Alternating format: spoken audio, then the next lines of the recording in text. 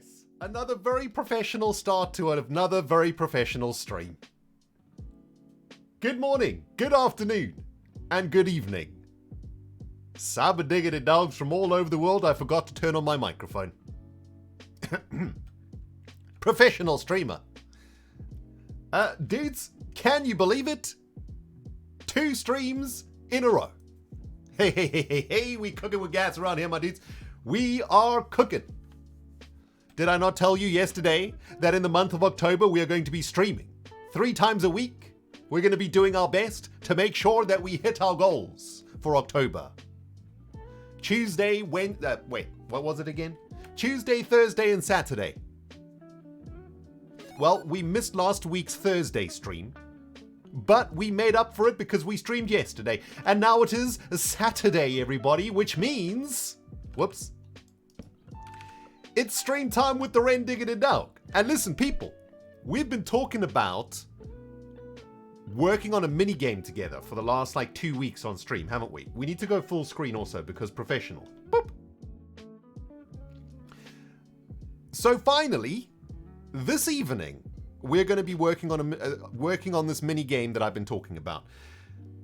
Yesterday we worked on the road, one of the roads there on the Hermitcraft server. This mini game is going to be on the Hermitcraft server, so this is for Hermitcraft, okay? But this is a very big project that I really do need to start getting to work on, or I'm not going to be able to finish it.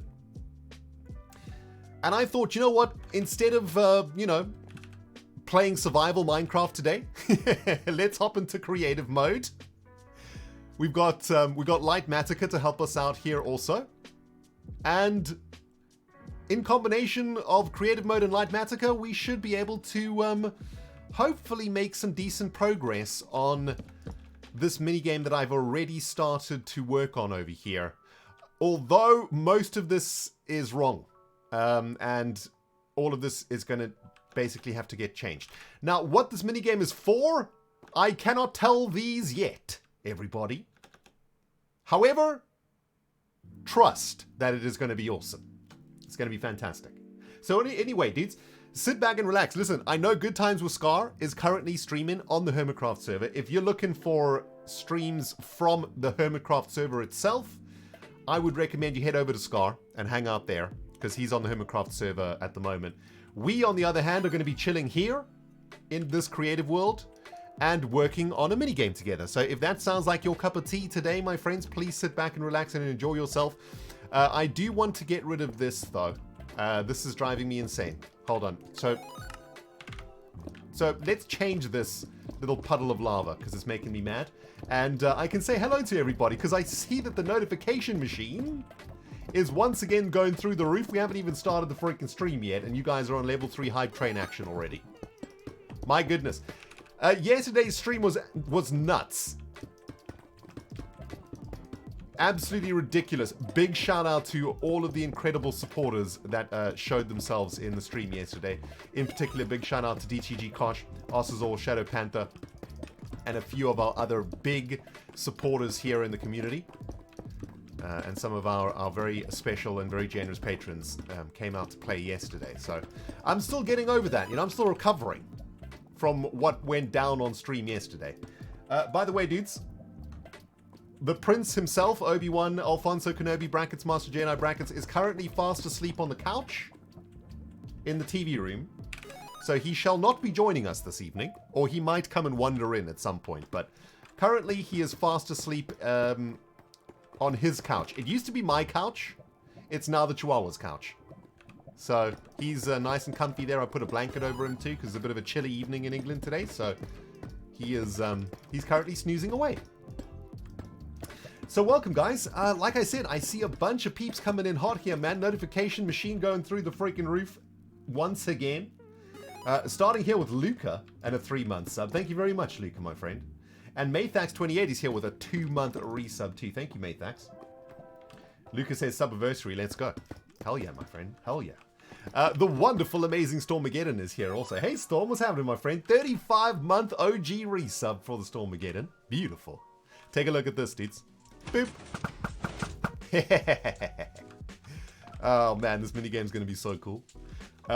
Thank you very much, Storm, again, and appreciate you as always, my friend. Chance of seeing this resub, about 25%. Ha! Stormageddon, I'm on it today, alright? I got a cup of rooibos tea in my face. Brain is functioning at 100%. For now. Sakadja90, there's a name I've not seen for a few streams. Hey, Sakadja, what's happening, baby? 31-month Tier 2 resubberino. Thank you so much, Sakadja. I really appreciate you as always. Oh, hello there. That is a nice surprise. Also, 31 months? Crazy. Yes, indeed, Sakadja. I suspect that you're unable to make our afternoon time slots these days, which is a damn shame. But for the month of October, guys, I'm going to try and stream on Saturday nights at this time, okay? Let's see if we can make this a regular feature where on a Saturday night we come together for a stream like this, because I know a ton of you guys can't come and join us anymore because I changed my stream times, and well, maybe one stream a week for the old peeps is what we need to try and do here, right? Thank you, Sakadja. Nice to see you again. Thanks for the tier 2, baby. Daltake Zappers here with the biddies also. Zap in the face as usual. Thank you, Zappers. Excited to see what you've got planned. Thank you, my friend. I'm seeing a sub bomb here from Ossazor. 10 gifted subberinos straight into Rendog's donut hole. Thank you very much, Ossazor, my friend. This is why we don't stream at night anymore, guys. By this time, my brain has gone a little bit weird. Thank you, Ossazor. Thanks for the 10 gifteds, and thanks for your continued support, dude. Top 3 sub gifter of the month. And has been top 3 sub gifter of the month for, I don't know, feels like a year and a half now. So thank you, Ossazor. One of our very generous patrons, guys. In the house, as always. Saturn bot here with the biddies. Thank you very much, Saturn. I ended up doing my 11 months in the offline chat yesterday because I ended up missing every stream this week due to work. But happy very late 11 months. I can't believe it's been almost a year since I got into Third Life and Hermitcraft and stumbled across you, silly goofy guy. Thank you for everything you do for me, Hardy Face. Thank you, Saturn. Very, very kind words from you, and another one of our amazing patrons, guys. Thank you, Saturn. Luis is here also. Hey, Luis. Welcome back, my friend. Thank you so much for the 1 gifted subberino also. And Ink Fuse here with the 9-month Twitch baby. Thank you very much, Ink Fuse. Nice to see you too, my friend. And we have another Patreon in the house. Zilili is here with 5 gifted subs to the community too. Guys, that's a level 4 hype train to start the stream off. My goodness, can I get a moment to breathe, please? Sheesh. Lovely. Okay, dudes, welcome to the stream. Listen up. We've got work to do today, okay? We're going to be designing a minigame for the Hermitcraft server. Now, this isn't going to just be a minigame. This is going to be an experience, okay? I want this to go down as one of the most awesome things that happens in Season 9. So this is a very important project for me. I've got some really great ideas and great plans for this. I'll try explain to you what my overall thinking is for this game and see what you guys think, all right? Mama's here with a first time catching Ren live. Nice! Oh, you love to see the new viewers. Hey, all of you guys who are maybe watching the stream live for the very first time, or what's happening, babies? Hit the follow button. That way you get a notification when we go live here. We generally stream on Tuesdays, Thursdays, and Saturdays. So, but we don't stream at night during the week. We stream during the day, my time. Anyway, let me explain to you guys. Let me try and break down the game for you, okay? It's going to go a little something like this. We'll start working on this module in a second. But this is how this minigame is going to work. It's not really a minigame. This is like a mega game, all right? This is a mega game. And it's going to look a little something like this. Let's get like a bit of deep slate here also, just so that we can have some color differentiation. You know what? Actually, let's go for copper instead, I think. That's going to stand out a bit more. Okay, so this is let's make this odd numbers also, because my brain doesn't enjoy even numbers in Minecraft. There we go. That's better. Sorry, dudes. OCD kicking in and all that. That's better.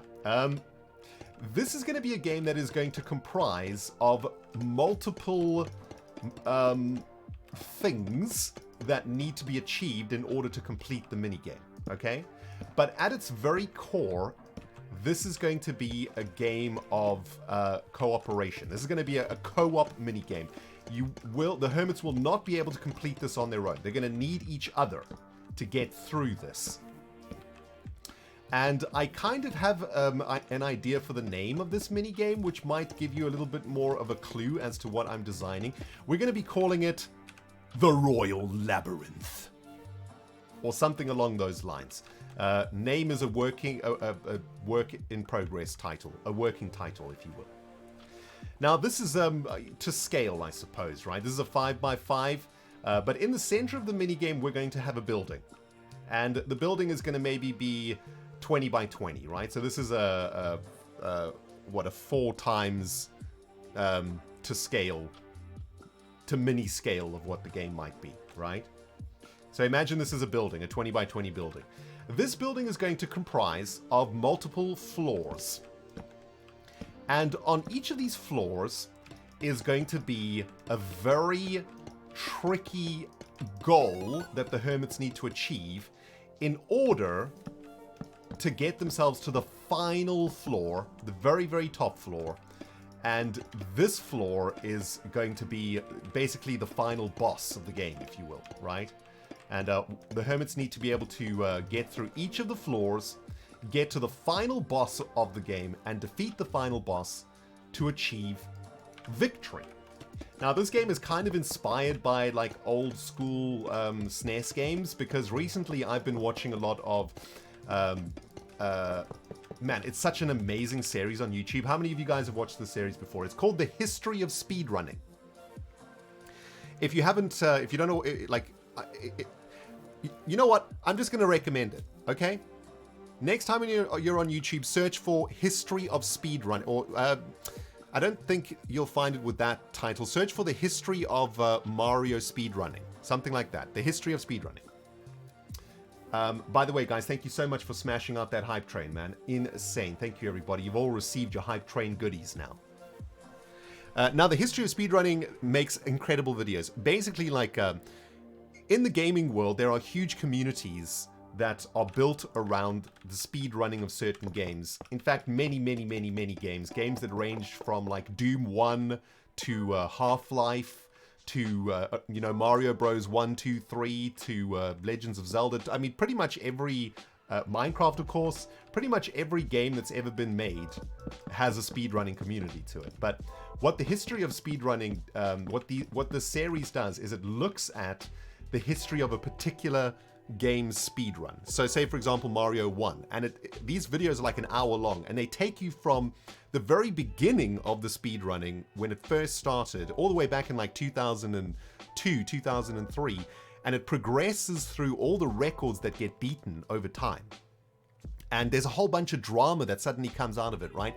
There's players that are competing with each other. There's groups of people that get together to try and break the game, to try and find glitches. And there's so much drama involved. It's crazy. It's not just like people speedrunning the game. There's like little side stories and everything. I mean, it's like a TV show, man. It's amazing. You guys should check it out. It's really fantastic. I can't recommend it enough. Anyway, I've been watching quite a lot of the history of speedrunning from this channel. I can't remember what the channel is now, unfortunately. But I'm sure you can find it if you YouTube it. Oh man, hold on. That's really bad streaming, isn't it? To give you guys like something juicy and then not tell you about it. Let me see if I can find it. Of history of Mario speedruns. Let's see. There we go. There we go. I found it. Okay, so the channel is called Summoning Salt. And I mean, this sounds like I'm sponsored by them or something, but definitely not. Just a fan. Just a massive, massive fan. Because these videos are amazing. While I've been working on Hermitcraft videos, I just watched these videos.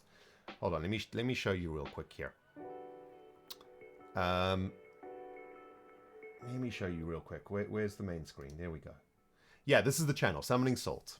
And as you can see, you know, the videos are the history of Mega Man 2 world records, the hidden shortcuts of Mario Kart, the history of New Super Mario Brothers, the history of Super Punch, the history of Wii Sports. It's incredible, man. It looks boring. It doesn't look interesting. This is one of those moments on YouTube that doesn't happen to me very often, but sometimes I'll see a video and I'll be like, man, that looks kind of boring. But then I get into it and I'm like, okay, this is amazing content. This is just incredibly done. Like every episode is amazingly researched, really well edited, really well put together. It's fantastic. And I would highly recommend going check it out, man. It's so cool. Anyway, sheesh.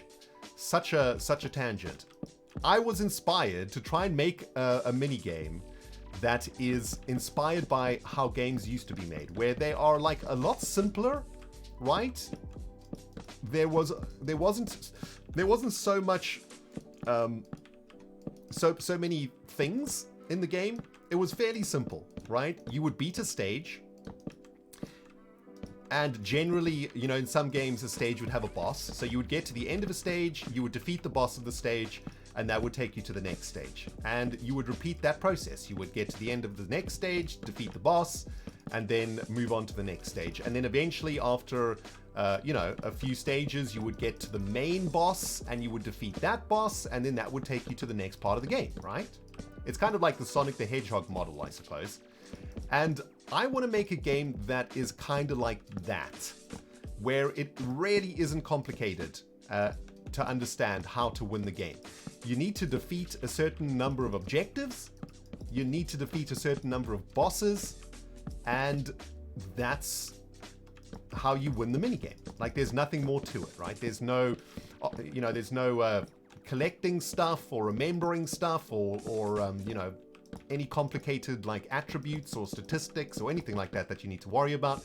You just need to complete the different modules of the game to get to the final section. Yo, Loki, thank you very much for the 11 months, my friend. Have a good stream, Ren. Thank you so much, my dude. And Vario is here with 11 months too. Thank you very much, Vario. Welcome back, my friend. Man, 3 of my favorite number resubs today. You love to see it. And Keyboard Spielerin is here too. Hey, Keyboard, thank you so much, my dude. Keyboard says, Summoning Salt, I love those vids. Yeah, they're amazing. Summoning Salt channel is amazing. Okay, so let me explain myself here, guys. What's going on? So this is the mini game, but this is a very small version of it. Okay, this is a what do you call it, guys? If the game's going to be 5 times this size, right? So if the building is going to be 20 by 20, this is a 5 by 5. What do we like? How do we work that out? This is a 20 to 1 aspect ratio. Is that how you say it? 20 to 1 aspect? No, it would be a 4 to 1 aspect ratio, right? Is that how we work it out?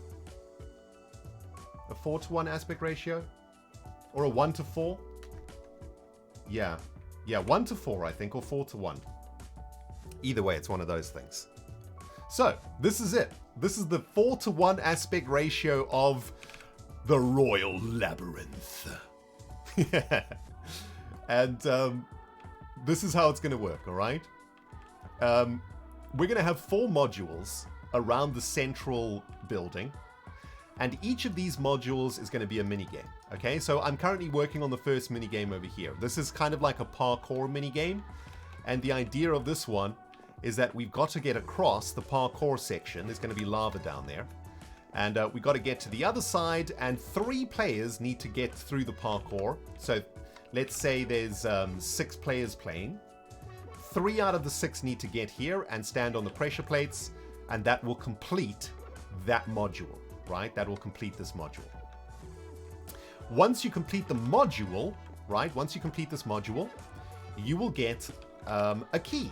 So let's make the key, I don't know, a candle, right? So once you complete the module, you can collect a candle or a key, and that key will unlock one of 4 rooms in the main building. So you can choose which room to go to. Doesn't matter.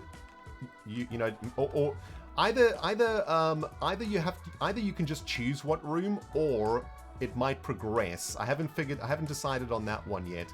Maybe if we make it progress, it's better, because then we can also have a progression in the game where the first room in the main building is easy.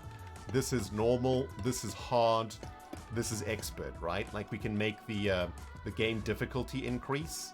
And my plan is that in each of these modules, the players will get stuff to help them become stronger, right? So, for example, in this module, once the players complete this module, they might get 2 shields, right, that they can share amongst themselves, or they might get a couple of swords, right, that they can then take to the next module. And then they can take their gear and now come and complete this one. Once they complete this one, they might get some potions and so on, right? So as the game progresses, the players will slowly get stronger over time. Very much like a SNES game, right? Think about a game like Castlevania, or like Island Adventure, or like Mega Man, or like Contra. As you progress through the game, you get better gear, which helps you get through the game easier as the game gets more difficult, right? Does that make sense? So yeah, game difficulty will ramp up, but so will, so if this is game difficulty, that ramps up, but so will gear, right? So maybe we do it like this, right? This is game difficulty, right? This is the boss, right? This is the final boss of the minigame that all of the hermits will have to work together to defeat. Like that's the end game over there, right?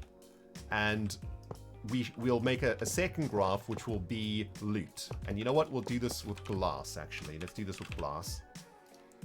So as the game difficulty ramps up, the player loot ramps up too, right? So that's kind of the model of the game. Very, very simple. Very, very easy. As the difficulty ramps, the quality of the loot ramps up too. So by the time the players get to the final level, they should be equipped to defeat the boss and complete the minigame. So that's Royal Labyrinth, guys. That's the idea for the minigame. Here's the very difficult thing, though.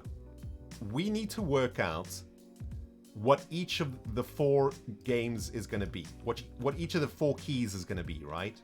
So the first key, I'm thinking parkour, right?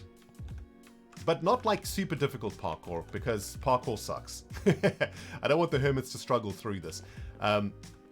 So this is like very easy parkour, and what I'm thinking is that there will be lava down here, and in here, in these dispensers, will be loot, right?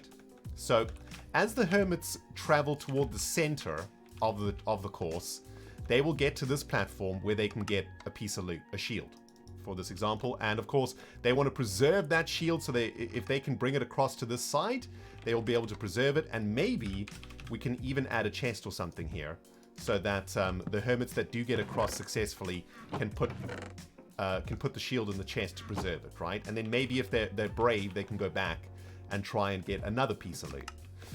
Now here's the surprise that I haven't told you guys about yet, right? Here's where it gets really, really interesting.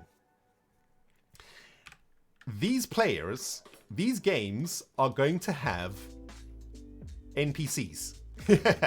These modules are going to have monsters in them. They're going to have mobs. They're going to have creatures in them, right? Think of like the Mario Brothers Goomba, or the Sonic the Hedgehog spiky creature, or the Castlevania zombie, right? But those mobs in the minigame, they're going to be hermits. They're going to be hermits, okay? So we're going to have 2 teams of hermits. One team of hermits is going to be running the gauntlet, and the second team of hermits is going to be trying to stop this team completing the gauntlet, right? So for example, the mob hermits, shall we call them mobs? the mobbits. We'll call them mobbits, okay? That's what we're calling them from now on. I always wondered like how the name of how things got names in video games. You know, like in Dota, for example, the mobs in the game of Dota are called creeps. That's so weird, right? And I think they were called creeps in Warcraft 3 also. But why? Why are they called creeps? Why are the mobs in Minecraft called mobs? Have you ever stopped to think about that? Like, what a weird name, right? Mobs. Why aren't they just called like creatures or something? I don't know. Weird. Her mobs. Oh, that's funny. Her mobs is good. I like mobbits though also. I like both of them. Anyway, so we'll have a team of mobbits that are going to try to stop the team of hermits completing the module, right? So for example, they might have a cannon over here, right? That shoots arrows as the hermits are trying to cross the bridges. you know, these arrow dispensers are gonna try and knock them off right into the lava. And in my first design here, I've had the arrows shooting across the platforms, but I've come to realize that this is probably not the best way to do this. Mostly because I think it's quite OP, actually, and actually quite difficult to get across. In fact, I think it's almost impossible. I can show you an example here if we just get a redstone torch going. Let's light this up. Whoops. Let's do it like this. So check it out, right? It's pretty much impossible to cross this without getting hit. Okay. I do have to parkour though. Hold on. Okay. Well, oh wait, I have to be in survival mode too. Whoops, hold on. Okay, so we're in survival mode, trying to get across. Okay, we got hit, right? So pretty much, I've been testing this for a while. I think I was able to get across by sheer luck, maybe 1 in 10 tries. Well, I got across there, which was nice and easy, but I feel like this is a little bit too difficult to get across. On top of that, I don't really like the view that the Mobbit has, right? So if I'm thinking about a Hermit's, how this might look in a Hermit's video, say I'm Etho up here, right? I'm Etho, the what did I call them? The Mobbit? The Hermob? I'm Etho the Hermob. This doesn't look great in my video, right? Like, I want something a little bit cleaner for the Hermobs. So I kind of have an idea. I kind of want to get rid of this. I want to open all of this up a bit here, right? So that it's nice and clean. And maybe, in fact, we have a bit of glass here too. That might look pretty cool. So maybe we could have like, I don't know, maybe the pillars over here. Maybe the buttons over here, for example. Maybe we center it. And maybe we just get some glass panes down here, right? Something like this. That's going to give like a really nice view for the Hermobs in their episodes, right? Maybe the glass is even too much, right? Maybe we even just get rid of the glass, and maybe we just have... Maybe chain was actually quite good for this, or maybe we just have a fence. Actually, maybe we just have it open like so, right? And in fact, we could probably go with like gray glass here, and maybe just have kind of like a semi-balcony type situation here. You know, something like this. And yeah, that just gives a better view for the Hermob, right? However, I think that it's also might be, even though it's like really difficult to jump across this thing when this thing is always firing, I also realized that I think it might almost be impossible for the Hermobs to hit the Hermits, actually. Because it's going to be really difficult to time this, right? If you imagine like Hermits jumping across here, I mean, you're going to have to basically hit the button a couple of seconds before the Hermit jumps to the next platform. So I think we need to find a better way to rain arrows down upon the parkour platforms. And maybe snowballs, somebody suggests. They have less knockback. Yeah, snowballs is an interesting way to nerf the game. Definitely. But I'm thinking, what if instead of having the shooters shooting across the side, I mean, there's a number of other problems with this here too, right? So for example, the arrows don't really get to the center one. Like they do sometimes, but actually, if we run another test over here, you'll see that it's pretty easy to get across the center one. Like you don't really get hit across the center one. Although, that being said, you probably do. Nope, there we go, nailed it, right? So the center one's like much easier than the side ones. Although, if both of these things are running at the same time, that might make it pretty much impossible. Oh my goodness. That is insanity, man. Jeez. Hold on. Ow! Okay, yeah, that's gonna make it real tough. But then the Hermobs will have to coordinate, right? They're gonna have to hit their arrows at the same time. Although I did manage to get across there quite easily. I mean, it does look really cool though, doesn't it? I really like it. Anyway, I do want to experiment with a different configuration though. Instead of having the arrows shooting from the side, what if we have the arrows shooting down right? If we rain arrows down upon the hermits. So yeah, it'll look like it's raining arrows instead of coming off from the sides. I think that might be pretty cool. So let's try get that set up. Let's see if we can set up something like this. Also, I think let's do a bit of experimenting here with droppers, with dispensers and arrows. I think the higher we go, the wider the arrows will shoot down, right? Like there'll be a bigger spread of the arrows, and that might be interesting also for balance sake. So let's get some redstone going here, guys. I hope all of this is making sense, by the way. I realize that I'm literally just rambling over here, and I do thank you all for coming and joining me today. Please do excuse, you know, I'm probably going to be a little bit slow on the redstone and all of that stuff. I am by far not a professional creative player. I don't know all the tricks and stuff when it comes to being a really good creative player. But there we go. We want to create like a perpetually shooting machine gun here, right? So let's try here. Let's stick a stack of arrows in there. Now that's shooting one at a time, which is interesting. The advantage of this setup, of course, is that we can make a wall of arrows. You know, this is pretty easy to get through, right? I mean, you're probably never going to get hit. I'm in survival right now. Like, the chances of getting hit by a stream of one arrow at a time, I think, is probably pretty slim. So I didn't actually think about that. We'll only be able to dispense one at a time. Although, actually, we might be able to do something interesting here, where instead of it being a wall of arrows shooting across you, it becomes a wall of arrows that you have to jump through, right? So, bear with me, bear with me. How do we do this now? I think what we'll have to do is use... What if it's like this, right? So it's 3 blocks worth of arrows that you have to jump through. That's going to make it a lot more difficult. And that probably means we're going to have to use a sticky piston for this. With some slime, potentially. Let's have a look. Alright,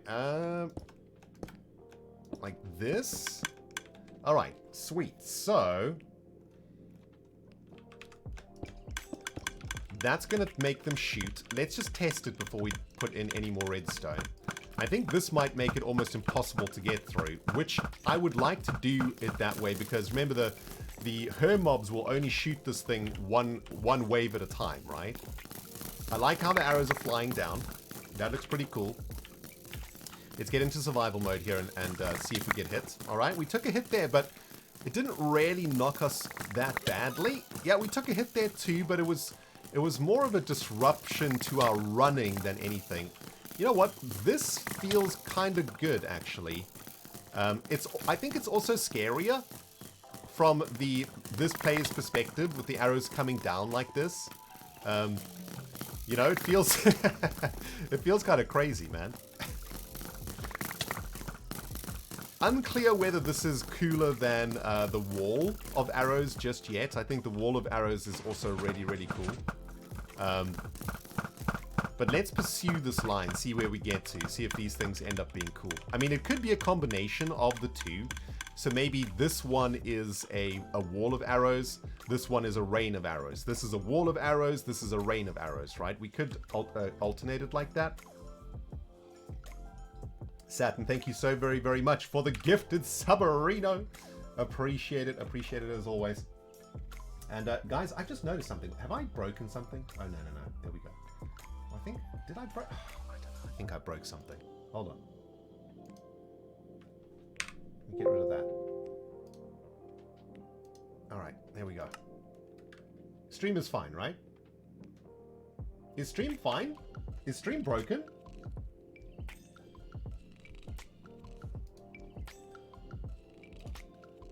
Yeah, what's going on?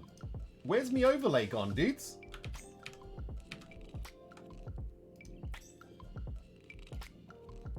Hold on. Is that better? Is the overlay back now? The Prince is awake, everybody. There we go. The overlay is back. I just wanted to say, man, 1,147 subs, guys. Amazing. Thank you very much, everybody. Really amazing. All right, there we go. We got our overlay back. Something was broken. Anyway, I've distracted myself here. So, we've got the rain coming down, right? Now, the way that we'll trigger this is, I think, with some slime blocks and a sticky piston, I think. Also, let's just get the volume down a little bit here. And let's get a sticky piston going. And I think we should be okay if we do it like this, right? Sticky piston, button. There we go. Okay, nice. So this will be the trigger, right? Boom. I mean, it doesn't really shoot that many arrows, so we might need to add a sort of repeater delay or something here, just so that it shoots a little bit longer, right? So we could potentially do something like, if we get some obsidian, because slime doesn't stick to obsidian here. And we could do it like this, right? If we have this and then a repeater that goes into there and just add a longer delay.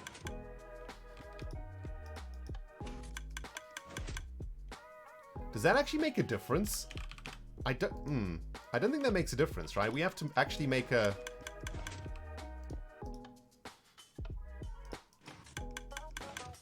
It triggers 5 times like that. And triggers 5 times. Okay, that doesn't actually make a difference. We have to do something like... let me see if I can remember how to do this. We need like a burner, right? I think it's something like this.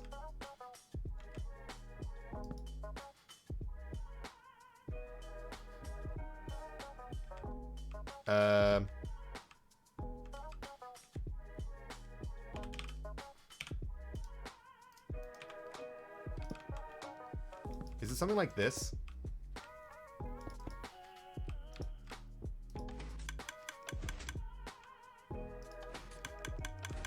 Wait. No, it's... Wait. Is it like this? Man, how do you make these extender things? Yeah, we need a pulse extender, yeah. Hold on, dudes, let me quickly browse pulse extender. We need to do this together, guys. Alright. We're gonna feel the pain together here. Pulse extender. Let's see if we can find one here. So we want like a really simple pulse extender. I was trying to make... what was I trying to make? This one looks pretty simple. Yeah, it's just a comparator with redstone on two of the sides. Yeah, that's how we do it, right? So it's a comparator like that, a comparator like this. Although I think this platform needs to go a little bit longer. Comparator like this, comparator like that. In fact, we could probably go like this, right? And then it's like this, right? There we go. We figured it out, guys. Nice. Okay, so that's interesting. That's going to make it rain arrows. Like so.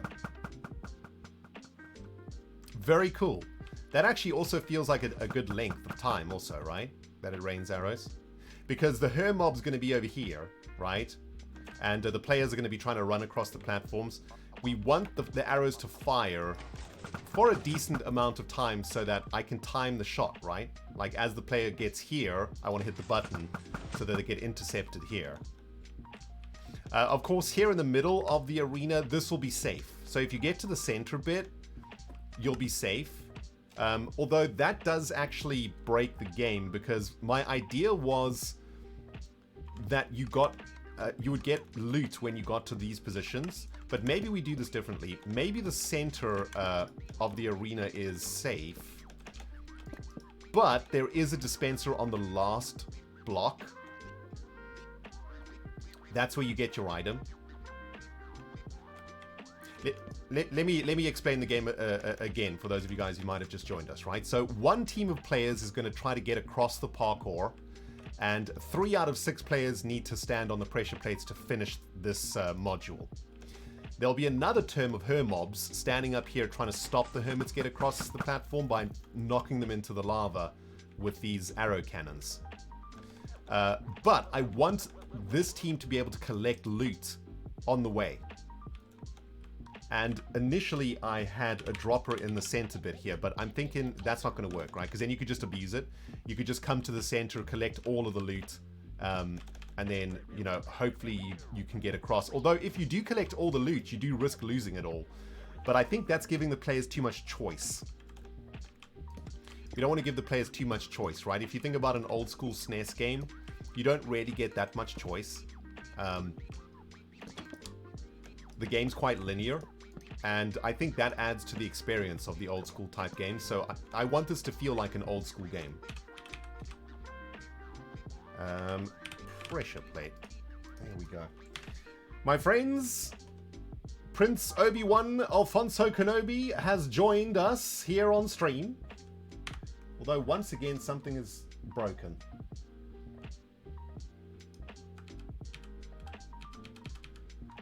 There he is, in his basket, ready for a snooze. And he's looking very sleepy, isn't he? There he is. Bless his little cotton socks, man. He has entered Obi-Wan Chihuahua Black Hole mode. You shall now not see a Chihuahua anymore. You shall see into the void. Alright, so maybe the loot is at the end, right? Maybe this is where the loot is. Although that, I guess that makes it abusable too, because players might be able to get here and then just run back and forth, right?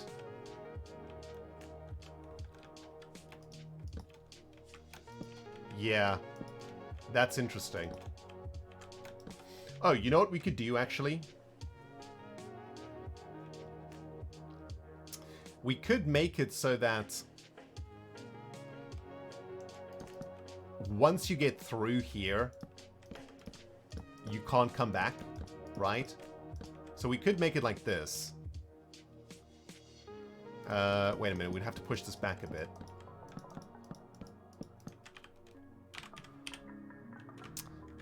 Iron door. Let's get an iron door going.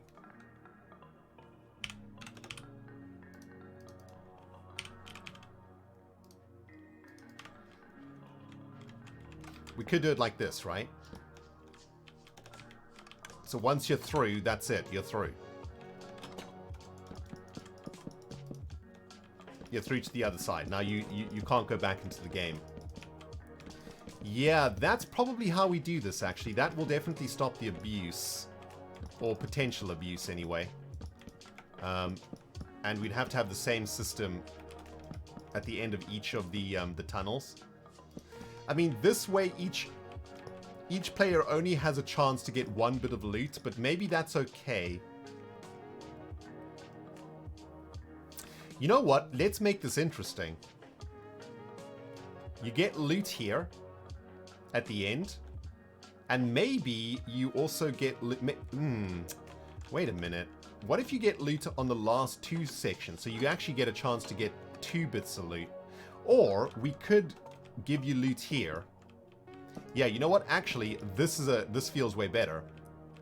Because now there's some excitement involved, right? If you get across the first set of cannons and you get a piece of loot and you get to the center bit, like the Eye of the Storm where there's nothing happening, you're safe here, right?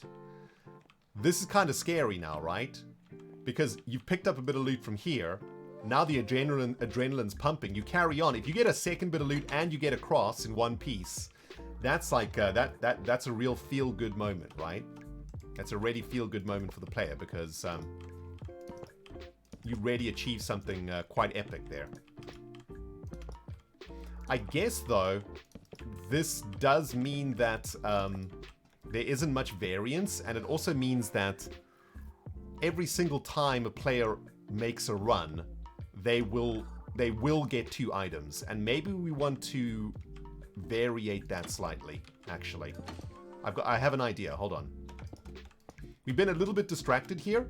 We're working on the arena now. We're working on the arrow cannon, but that's how, you know, when you work on mini games, this is what happens, guys. You get distracted all the time. Pinkish Yellowish, thank you for the 20 months in a row. What's up, Rain? Happy 20. Straight back at you. Thank you so much. And guys, we have a brand new Prime subscriber in the house too. Big shout out to Orchard Frog. Thank you for the Prime, my friend. And thanks again, Saturn, for the gifted subs. Zulili, also thanks for the gifted subs earlier, and Ossizel, guys. Thank you so much, everybody. Lots of resubs and new subs tonight also. So thank you, guys. Appreciate it. Right, so we want the center zone to be nice and safe, right? We want when you get to the center, you're safe. This is where you take a breath, right? This is where the hermits can like chill. Maybe the team can talk, right? So maybe somebody got some really good loot in part 1 over here. And, you know, maybe they want to share the loot with somebody else. Maybe there's somebody that's better at parkour than the others. And maybe they want to take the loot for the next section. This is like an interesting part here, right? Where the hermits can interact with each other in a way. I think that's pretty cool. I mean, we could make it even more interesting. And we could... Oh, this is... Okay, this is getting very interesting. Check it out. What if we added a chest here in the middle? Right? So if the team wanted to stash items that they're getting, they could stash them in the middle like this. So that they don't risk taking them across. Interesting. That is interesting. Oh, there's another interesting mechanic that we could do here too, guys. Oh, okay. The ideas are starting to flow now. Saturn, thank you so very much, my friend, for the 5 gifted subs and the continued support of my content. Thank you, Saturn. I appreciate you, baby. Yaka just had to verify that Scar is playing in a lolcat speak. Yeah, by the way, guys, Good Times with Scar is currently streaming on the Hermitcraft server, so if you guys want to go and hang out on the Hermitcraft server, please do go to Scar's stream. Tonight we're just going to be here in this creative world sort of brainstorming a mini game, so it might not if that's not what you're interested in tonight, please do head over to Scar instead, I would say. Okay, dudes, check it out, right? Here's what I'm thinking. This is too linear for me. Okay, so player A is always going to get 1. Oof, man, you know what? That is really difficult. I think I need to make these trapdoors, actually, guys. This is too difficult. Having ladders... Like, the trapdoors are super easy to jump across, right? Because they're basically like a quarter of a block. So that's kind of easy. But when you hit a ladder, you kind of go down a little bit, and it's a bit of a trap, really. And yeah, the ladder might be a little bit too brutal. We might need to switch the ladder, actually. Trouble with switching the ladder is, though, that we power down the dispenser. How can we do this without powering down the dispenser, Redstone Geniuses? Because if we... Oh, you know... we could put it here. No, that's not going to work, right? Because that's going to go down. I don't think we can do this, right, Redstoners? Because that's going to power down the dispenser. So even if we put a pressure plate on the dispenser now, it won't dispense items because this block is powered, right? Or maybe it's bud power. It's getting bud power from the trapdoor, I think, right? Or will it dispense? Am I wrong? Will it dispense? Oh, it will dispense. Okay, never mind. Ignore me. Looks like it will dispense. Interesting. Yeah, it will dispense. Okay, never mind. It will dispense! Could use the piston to move an iron trapdoor in a powered state. Oh, that's... Wow, Hattie Deadly. That's interesting. Well, it works anyway, so we don't need to worry too much about it, right? This is definitely working. Shall we test it in survival? This is definitely working, right? Yeah, we got the pink candle. Okay, so that works. That's fine. Okay, but I want to variate this, though. Because right now, player A is always going to get an item here. And always going to get an item here. Okay? That's not that interesting. Like, we can make this a little bit more interesting, in fact. And I think the way that we can do that Oh, and you know what? Before I forget, let me get another mechanic in here. Okay, we're gonna call this the chest mechanic.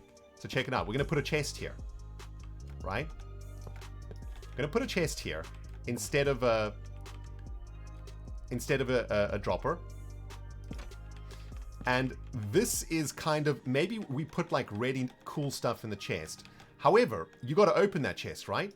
You got to open the chest to get the stuff, right? So, and remember, the her mobs are shooting at you, right? They're trying to knock you off the platform. So this is kind of like a trap, right? If you can collect the stuff fast enough, you might be able to get yourself a really good thing. So for example, just as an example, we could put wooden gear in the droppers. So let's just like put a bunch of, you know, wooden gear in the droppers. And we could put iron gear in the chest, right? So trying to get the chest gear is definitely more risky because you're going to get knocked off by the her mobs. But if you can do it fast enough, you get a much better bit of reward. High risk, high reward, exactly, right? Plus, this is a little bit of dopamine right here, right? Because if you pull this off like a professional speedrunner, and I'm sure somebody like Cub or like one of the hardcore runners can like literally get in here, pick up a sword and carry on in one swift movement. I can't, obviously, because I'm not a parkour person, but I reckon there's a hermit that can literally open this, take the sword out, and get across in one swift movement, and that'll feel really good. Like that's a really nice bit of gameplay, right? Okay, so I also think though that maybe we need to variate the location of the droppers, right? So for example, maybe instead of having the droppers like this, the droppers here instead, right? And then this is just a standard platform. And then maybe on this side, the chest reward is here. And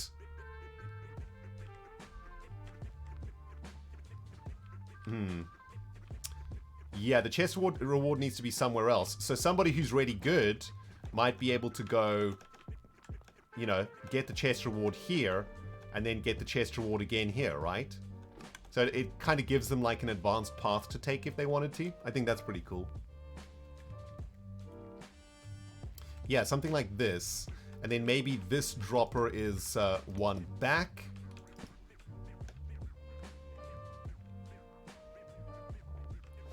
And then maybe because this line gets a special chest, it doesn't get a dropper at the end. So let's have a look at the lines then, right? So this line has a dropper and a chest. This line has a chest and a dropper. And this line has a dropper and a chest.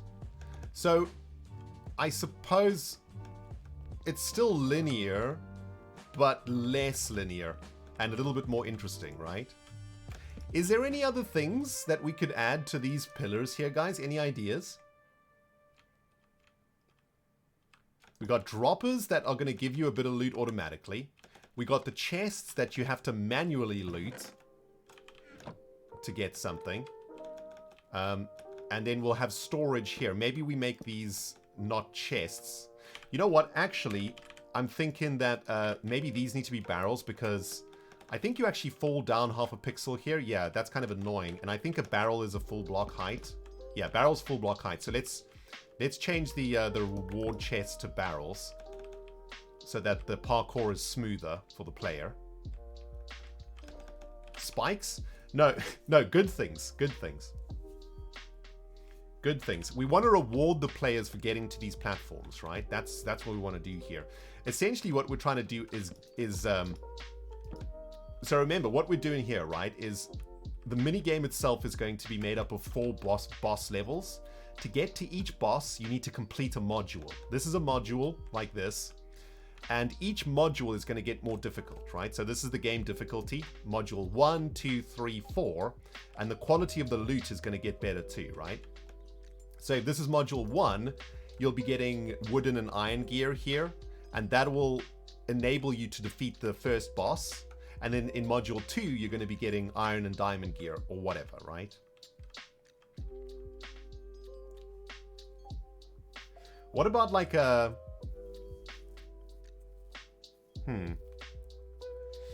What about a shield? What about a shield from the arrows? Right? You guys feeling me here? What about a shield from the arrows? I don't know how we would do that, though. Oh, man, that'd be really difficult to make. I don't know how we could do that. What other containers do we have? Let's have a look through the creative menu. Maybe we can find something. A boat is interesting. Is there something we can do with a boat?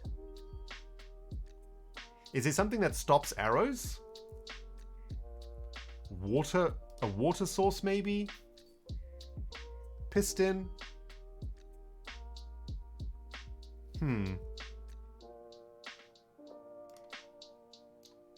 Wait, does this work? I don't know. No. Because I was thinking about like using an observer to trigger a piston.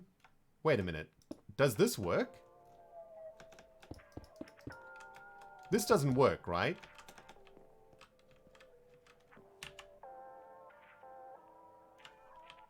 The observer block doesn't trigger from a player. Okay, that definitely doesn't work. Oh, and it would be, it's bud powered, right? So it would just be all messed up anyway.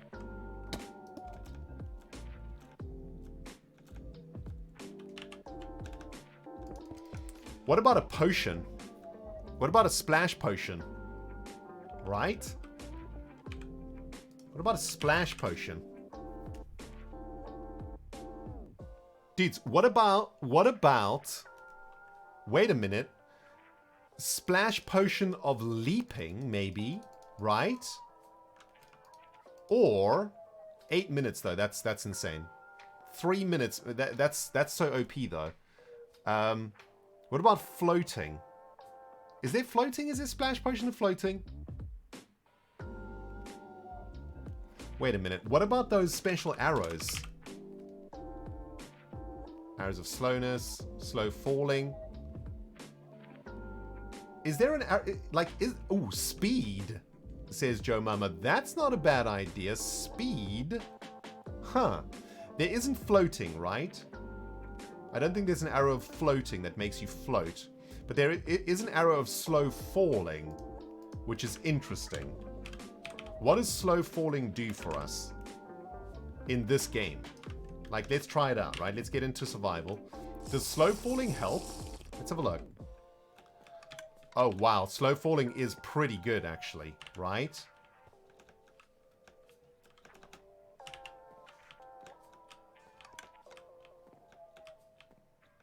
Slow falling, wow. Slow falling is very good in this game, right? So maybe... Is slow falling worth... Is slow falling worth it? What about speed? Slow falling is very good. Very good. Yeah, look at that. Oh, it makes the parkour so easy. Interesting. How does the game work? Well, it's really, really simple. We have one team of hermits that need to get across this parkour, these parkour ledges. There's going to be lava down here. They've just got to get across to this side. And there's going to be another team of hermits up here that are going to be trying to knock them off the platforms with these arrow cannons. Right? But as they progress, they're going to be able to pick stuff up. So on the dispenser, they will get some loot, maybe a weapon or something. In the barrel, they will be able to pick up items too. So if they risk stopping on the barrel to collect an item, you know, like an iron sword, for example, they will get the iron sword. And now we're trying to figure out one more mechanic for the pillars. Slow falling would make jumps easier, but more time to get arrowed. True. And we'd probably have to use these ones, right? Because they're only 11 seconds. And the potions are like 1.5 minutes, which feels OP. So, what if we try this one? Let's try this one. Let's get like a stack of these things. The 11-second ones. Right. And let's just get some milk to clear our current slow falling buff. And let's see. Do we get hit by the arrow firstly? And does it help? Whoops. We got to get over the first jump first, of course. Alright, here we go. Dang it. Man, I am very bad at parkour, aren't I? Sheesh. Oh, we have to put a pressure plate on there. Duh. Hold on. Also, for the sake of this test, I think I'm just going to do this. We're going to engage noob mode. Okay? Don't judge me. Don't judge me. Don't you dare judge me. Sylvan Wolf, thank you so much for the 23 months, baby. Appreciate it. Missed that one. Alright, here we go. Did we get hit? No, it missed us. Interesting. Okay, maybe we need to actually do the parkour from here, though. Interesting. The arrows are missing us, aren't they? Yeah, they're missing. Interesting. Huh.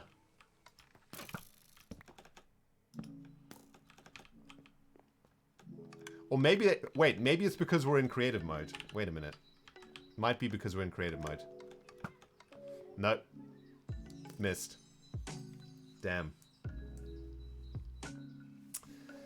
Oh, man. That's unfortunate. Yeah, it just misses us, doesn't it?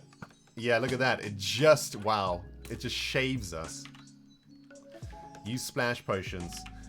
Yeah, the problem is that the splash potions are OP though, right? Because the splash potion of slow falling is like 1.5 minutes. 4 minutes and a 1.5 minutes.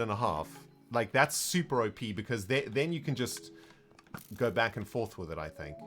Also, I'm not even sure a splash potion will hit us, honestly. Oh, wait a minute, dudes. What if... Okay, hold on. What if there's only one? Right? What if there's only one potion of slow falling? So only one player gets the buff. What about that?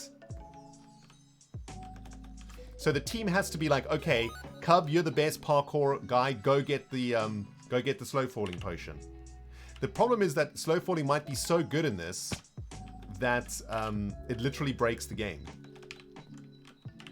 The thing is, like, it's super high risk, right? Because, oh man, come on. If the player with slow falling dies, that's it. That's the end of that potion. So maybe this one has slow falling. Oh, but look at that, right? It didn't break. Interesting. Oh, wait a minute. I know how we can do this. We turn the dispenser around, right? Dudes, what if... Okay, hear me out. What if one of the potion dispensers is slow falling and one is speed? Put a roof? Oh. Yeah, and maybe if we put a roof, then this one has to be a cannon, right? This one has to be an arrow cannon and not a rain cannon. But I think the roof would have to go... This might be too low. I have an idea. Hold on. What if the dispenser shot downwards, right? I'm sure that the splash would still get you, right?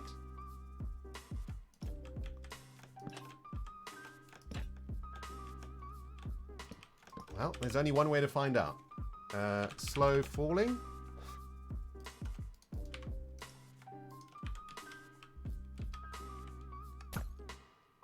Yeah, there we go. I got hit by it. Alright, awesome. Alright, I got it. We figured it out, guys. Nice. I wish potions stacked. Oh my... I don't want to talk... We're not going to talk about potions today, guys. Okay? Because it's going to make me really angry. In fact, we should probably stop using potions now, because I'm going to get angry soon. I'm gonna get mad soon. When I have to use potions in this game, I get angry. Like literally, I get angry because they really do need to be updated. Here we go. There we go. I got it. We got the buff. But look at this, right? It might be so good that you could just then the one player could just clear the map by themselves. Look how good it is in this game, man. It completely breaks this game. Huh. That's super cool, though. That's super cool.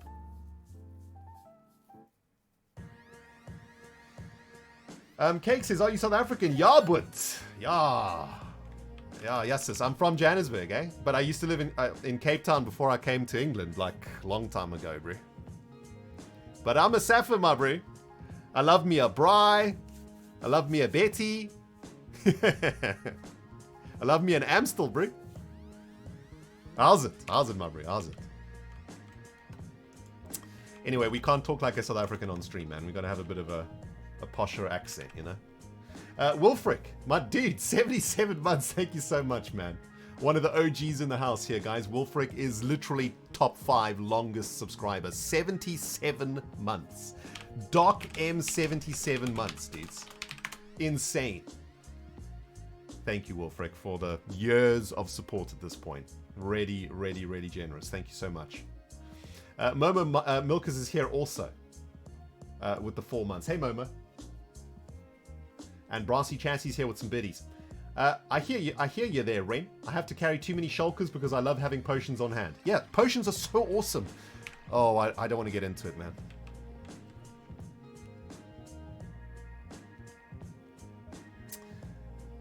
Okay. So this is interesting, guys. This is interesting. The trouble is, like, this is a question that we can't really answer without testing, right? Like, are slow falling potions OP? That's really is the question here. My suspicion is that it is OP. That's my suspicion. Also, we kind of need to indicate to the player what the different pillars are too. But I think we want to add another potion dispenser somewhere. Probably here. Right?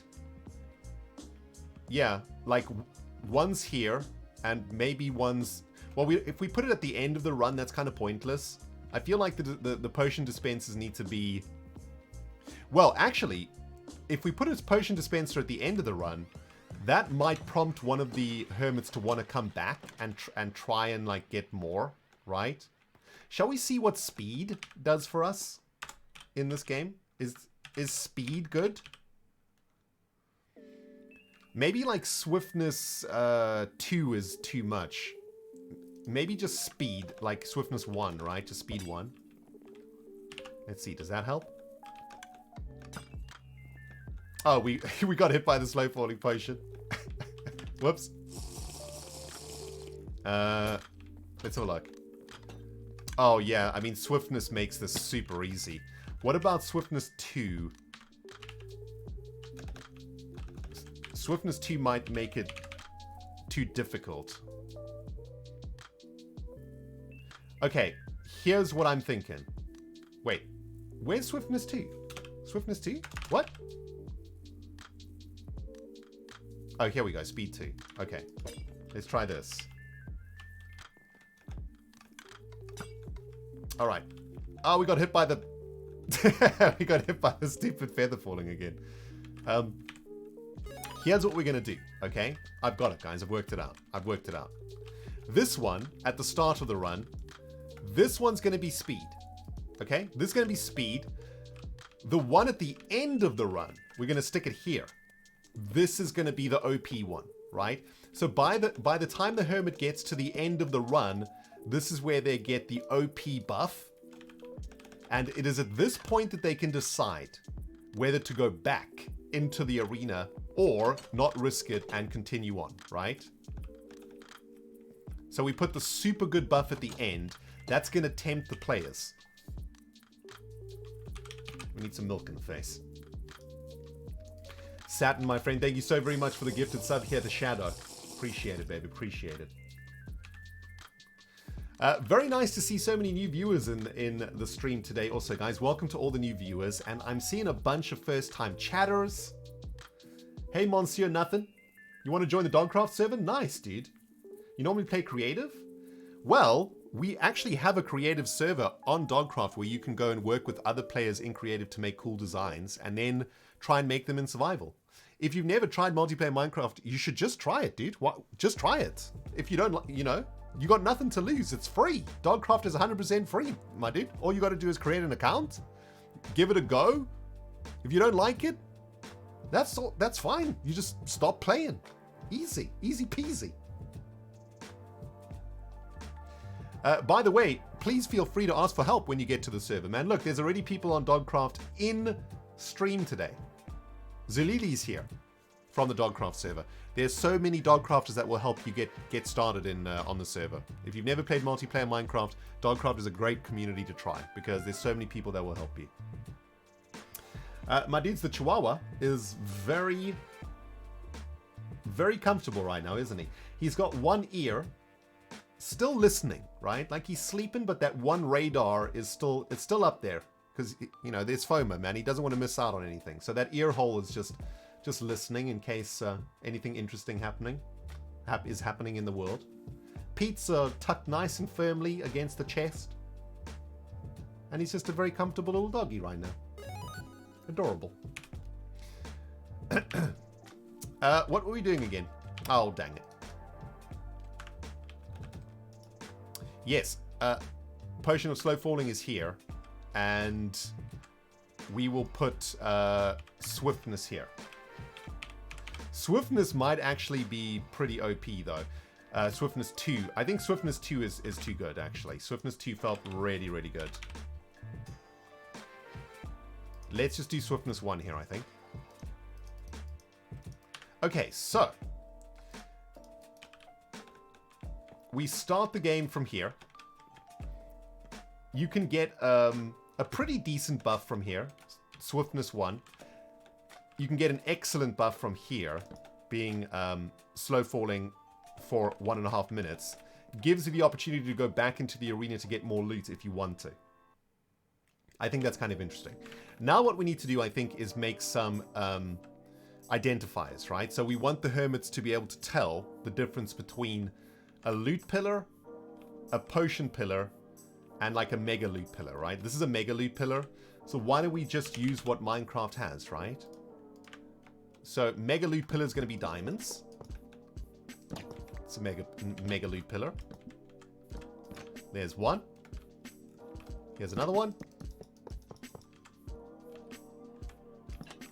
So now, like, we want the player to be able to very clearly choose their line, right? So if I'm a professional, if I want to run this really well, I can see, okay, if I travel here, if I go like this and across, I can get double good loot, right? If I go that line.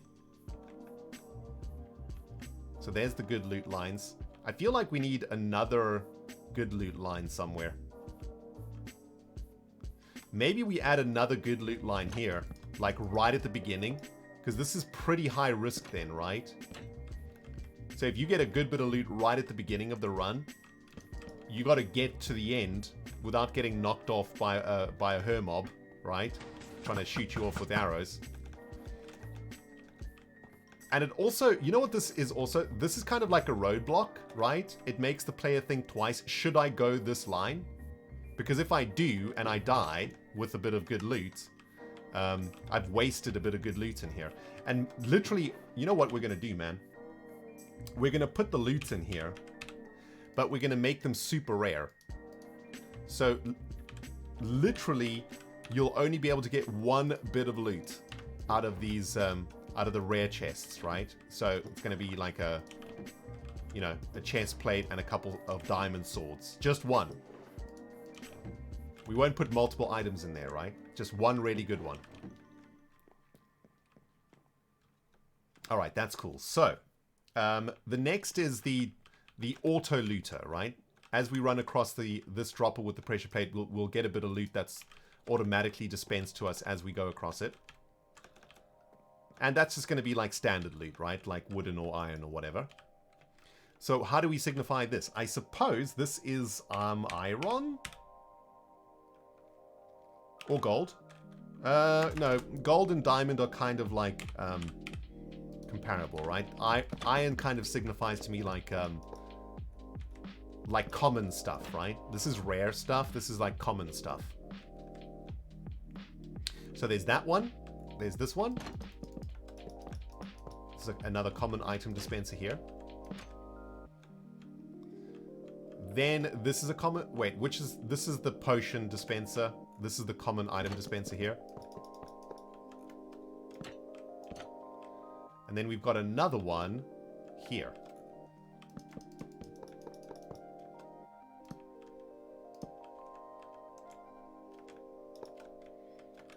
Like so.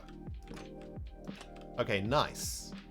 Now potions. What block do we use to show potions? The potion ones are kind of like, you know, in like old school Nintendo games. It's kind of like the secret area, right? We need like a block that gives us a nice secret area feel. Multiple me, my friend, thank you so very much for the OG 56-month support and all the incredible amount of hours you've put into looking after my community. Appreciate you, Multiple me. Thank you so much, baby. MM says, I'm not new, glad to keep supporting you, make content that makes us happy. Thank you, MM. Yeah, gold is kind of useless. I kind of want, let's have a look at some of these blocks. So we got like emerald, copper, maybe. Maybe it's like concrete, right? Is it concrete? Ooh, maybe terracotta. Maybe it's glazed terracotta. Is it arrows? Is it arrows, dudes? No. Let's not go that far. I think it needs to be a nice bright color. It needs to pop. It needs to pop. Amethyst, maybe. That's not a bad one, actually. Amethyst is not a bad shout. Amethyst, maybe? Yeah, amethyst is kind of like potion-y, right? Yeah, it's like potion-y. I like that. I think amethyst, that's a great shout. And maybe we even throw some crystals on it too, right? Just some crystals here and there. Just make it a bit more interesting. Whatever, right? Just so that it sticks out a bit. Lets people know, man. This is something interesting. It's worth checking out. Probably want the big crystal to be popping though. Let's do it like that. And it would be here then.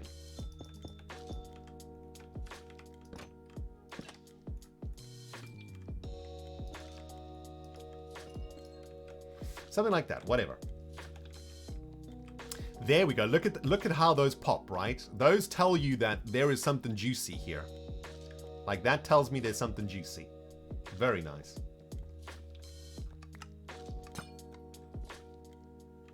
Nice. Now we got swiftness, right? Which is good, but not like super OP. Also, we need to fix this. All right. Nice. And then these ones are just like standard, right? These pillars don't do anything. So let's review the numbers that we've added to the game. So on the back end, there's 2 pillars that do nothing. On the front end, there's 1 pillar that does nothing. And I think that's okay. We want to reward the players with stuff on this side of things. And then make it more risky on this side. All right, that's cool. I like that. That's looking good, dudes. See ya, Air Dariel. Thank you for coming and hanging out with us tonight, man. Appreciate it. Okay, so let's review, guys. Let's review. What have we created so far? So, this is a parkour gauntlet. The idea is that 1 team of hermits need to get from here to here, and that 3 hermits need to get to the other side, where there will be 3 pressure plates that need to be compressed at the same time. Okay, so there's 3 pressure plates at the back here. And the hermits have got to get through, or at least 3 of them out of 6 or 8 or however many are going to play. They got to get to the other side, right? They're going to do that by running across these parkour platforms. Below them will be lava, so if they fall, they die. We will have a respawn option, I think. I haven't... Yeah, I think we've got to have respawn, right? So there will be respawn options back here. So there'll be a respawn bed here. And as the hermits are running across here, there will be the second team of hermits, the Hermobs, who will be trying to shoot them off these platforms with their cannons, right? So these are like arrow cannons here. We've got these horizontal arrow cannons. And we also worked on like a vertical arrow cannon where it'll rain arrows down. So as the hermits are crossing the parkour, the other hermits will be trying to shoot them off as they go. Now, as the attacking hermits are going, they need to think about getting loot from the various loot areas, the loot pillars. Now, the reason they need to do that is because this is the Royal Labyrinth. This is the minigame that we've made, right? So this module here is module 1, difficulty 1. The second module will be difficulty 2. And perhaps the items that they get from here... No, never mind. Ignore that. So this is a module, right?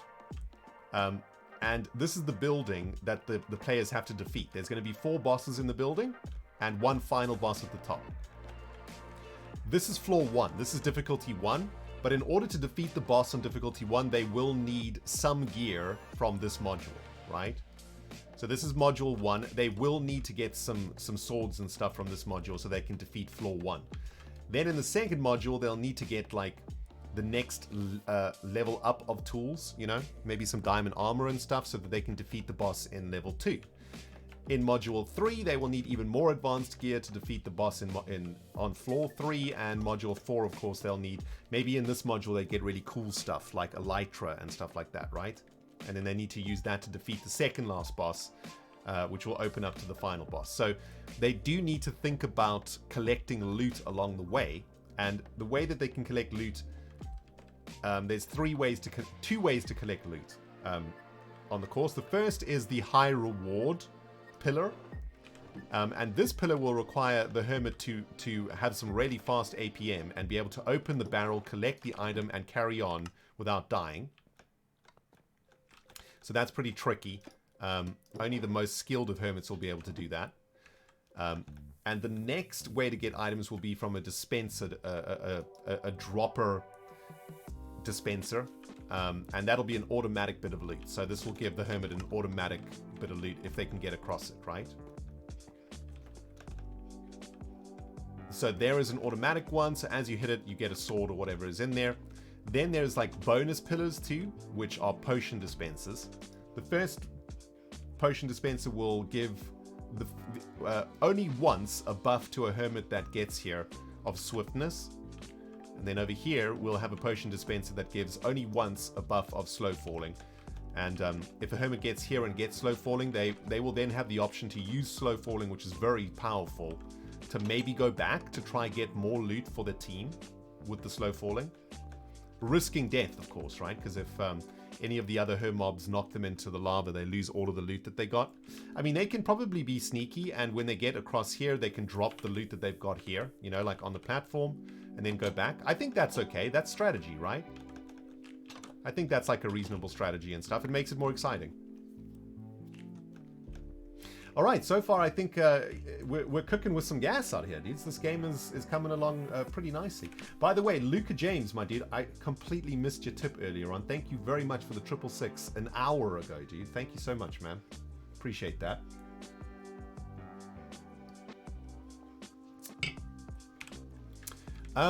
So yeah, that's looking pretty cool. I kind of want to, oh, you know what? You know what I just realized, guys? You know what I just realized? I don't think we can actually have arrow rain, right? Do you guys see why? I don't think we can have arrow rain. Because arrows will trigger a pressure plate, right? Oh, that is unfortunate. Hold on. Let's just check. Pretty sure that arrow rain will trigger a dispenser.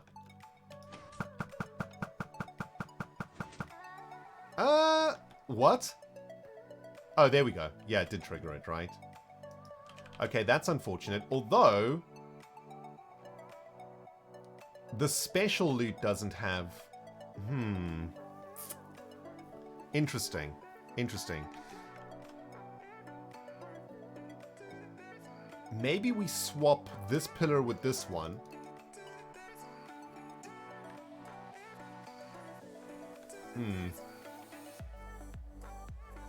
Stone pressure plates? Oh, really? Is that a thing? Man, you guys are so freaking smart. I have no idea that actually is a thing. You learn something new in this game every day, dudes. Is that really a thing?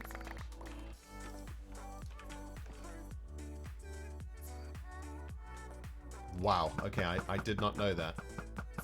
Okay, perfect. We can rain arrows down then upon the hermits. Excellent. I mean, I love the look of the gold pressure plates, but in this situation, unfortunately, it's function over form, right? Here we go. Okay, nice. That's cool.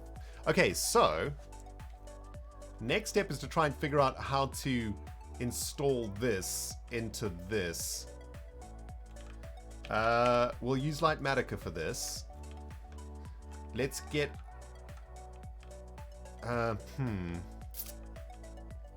Let's get a schematic of this arrow machine.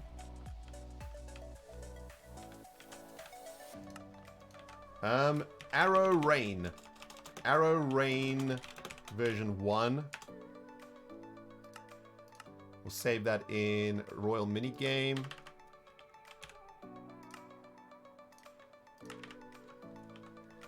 Alright, so we thought about putting it like here, right? Something like this. So that as...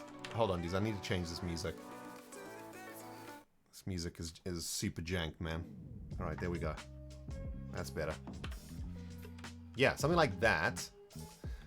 But we were talking about, like, the reason we wanted to add this thing is because we want the her mobs to be able to see nice and clearly. So this actually has to go really high up then. Right? But, the amount of time it's going to take for the arrows to actually get down there is it's going to take quite a long... Okay, it doesn't have to be that high then. Maybe like this. Maybe these arrow... The rain needs to be here so that the her mob has time to time it right. I think it's going to be harder to hit targets with the rain than it is with the wall. Yeah. Yeah, I think this is a good spot for it.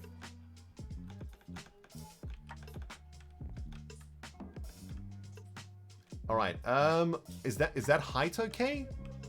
I guess, like, let's just clear away the chains here. Just have a look at what the hermits will see in their videos, right? I kind of want to see the gun, you know, while I'm watching. Like, if I'm making a video of this game, I kind of want to see where the arrows are coming from when I hit the button. So maybe this comes down a little bit more. Like this. So it doesn't obscure... Well, that kind of obscures my vision. Maybe we go up one. Yeah. Yeah, that feels about right to me. Let's paste it in the world. Now, of course, we've got to find a way to link it, though. With redstone, right? So I think what we'll do is delete this module completely. We keep this one, right?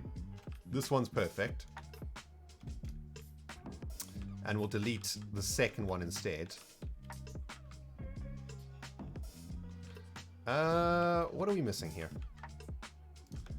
Let's do it this way instead. Let's delete that.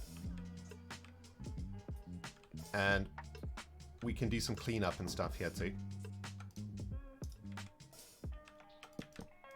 Let's do a bit of cleanup here. Get rid of the pistons and everything. And this one will stay, right? This one stays. Yeah, that one stays. Okay, sweet. And We want the button to be in line with the platforms. Perfect. Now we got to run redstone all the way up to this position here. Yeah. I mean, I guess we don't have to like work out the wiring and stuff today, you know? But I mean, I will want to make this relatively neat, right? I don't make it like super ugly.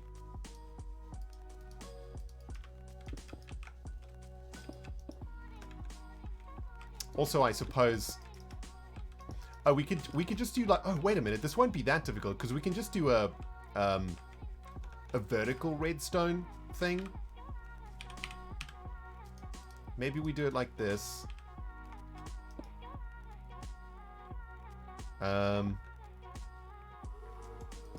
Let's see. Let's try and work this out. I want there to be a sound also, right? Like when you press the button, I want there to be some like haptic feedback for the shooter. I want them to feel like they're doing something.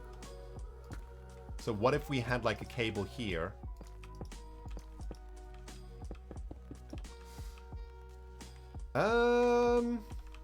This is kind of ugly from the player's perspective though, right? Well, maybe not. I mean, we could just cover this with trapdoors or something. Let's not think too much about the looks. We're designing a game here, right? We just want to get the game designed. Okay, so when we hit that button, we get a signal. Now, how do we make the redstone go up? How do we do this again? We just use redstone torches, right? Like this.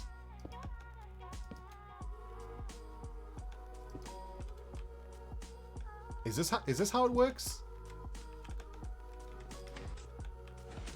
Yeah. Yeah, that's how it works. We make the redstone go up.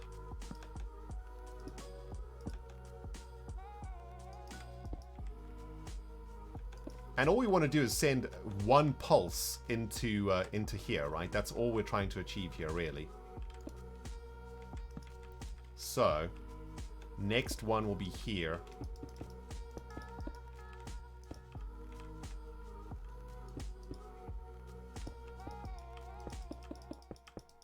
Oh, we want to flip this though, don't we? We can do it like this, right? Oh, well, this is going to give a delay, though. Oh, we're going to need repeaters up there, too. Yeah.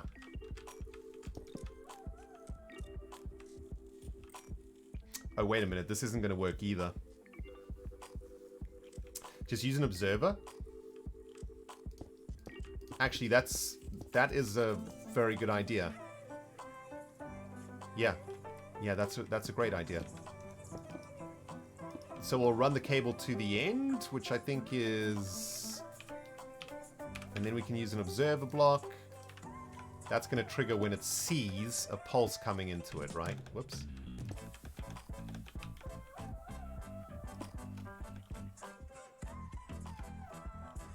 And theoretically... Why are we getting all these janky songs tonight, man?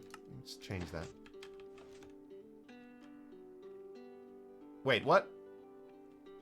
Is that not a strong enough signal, maybe, for the observer? What if we make it a repeater, then? Wait, what? Oh, wait a minute.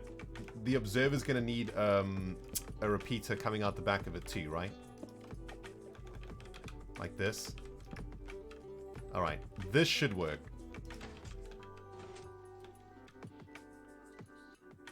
Wait, what?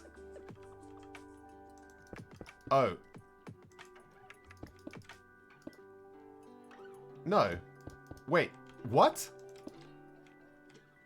How did that not work? 2-tick repeater. Okay, there we go. We worked it out. Okay, nice. So, let's get the feedback then, right? So, we're one of the Hermobs. We've got a Hermit running across here. He's there, he's taking the jump. Oh, wow. There's a... That looks so cool, though, right? Oh, that looks awesome. That's kind of brutal, man. Jeez. It shoots so fast. I don't know if any hermit's going to get across that, honestly. That is brutal. Jeez. Well, we can always lift this up, right? If we need to, we can lift the whole thing up a bit. So that it's, the arrows take a longer time to get from here to here. Maybe we do need to do that, actually. I have a... The thing is that the higher we lift it, the longer the signal is going to take to get there, though. Wait, can we use shulker sensors? Wait, dudes, can we use a shulker sensor for this? Like, why are we using old school... I've never actually... Skulk, I mean. Sorry, shulker? Skulker. Skulk. Skulk? Skulk? I don't even know how to spell this stuff, man. Skulk? Wait, what? Can we use this thing? Oh, wait, but it'll get triggered by other noise, though, right? That's the thing.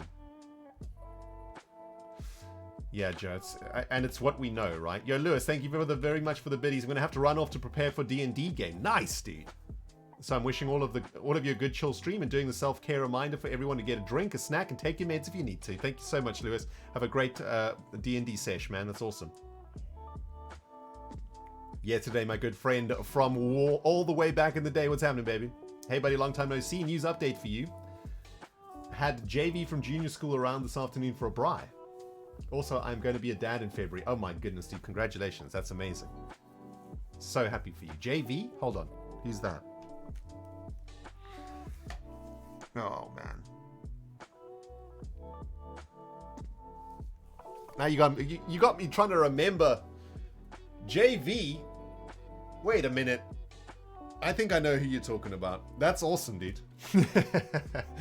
That's amazing, man. I hadn't thought about that person for a very long time. Thanks for reminding me of him, man. That's great. I hope you guys had a fantastic braai, my bro. Big shout out to JV too, man.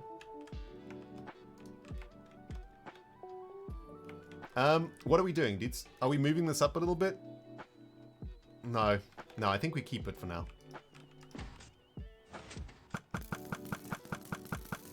It's so fast, though. It's so fast. We could get sneaky.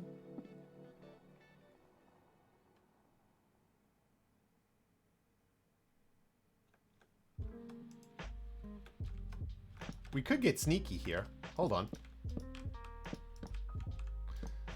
This is... No, that's not going to work. Never mind.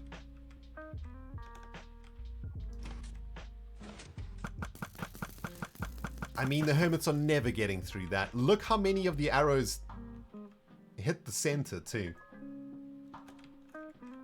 I think we need to lift this thing up, dudes. Seriously. Let's get this thing lifted up. We're going to have to do the whole thing, right? Yeah, there we go. Where was the start block?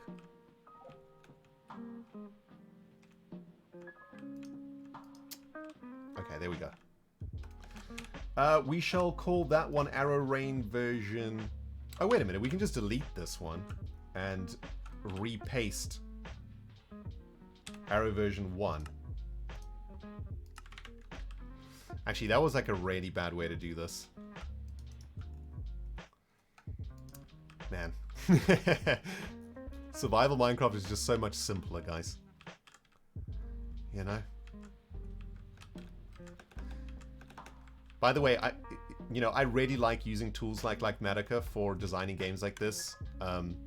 Just because there's so many things that you have to test and try and change that doing it block by block, I think it takes up so much time. And I'd rather spend that time on game design rather than breaking and placing blocks. You know what I mean? You know what I mean? I think tools like Matica are really good for this kind of task. How's that? I think that might be a bit better, actually. Let's try it. Yeah, I mean, it still looks dramatic, but look at the spread, right? The arrow spread is a little bit wider there, so the hermits will have more of a chance getting over that, I think. Yeah, that feels better to me. By the way, what if we put the signal here? What happens? Does the pulse extender still work if it gets the signal here? Yeah, it still works. Okay, sweet. So we can just pull the cable from here then. That makes it nice and clean. And then we'll do the same thing again. So, observer, repeater,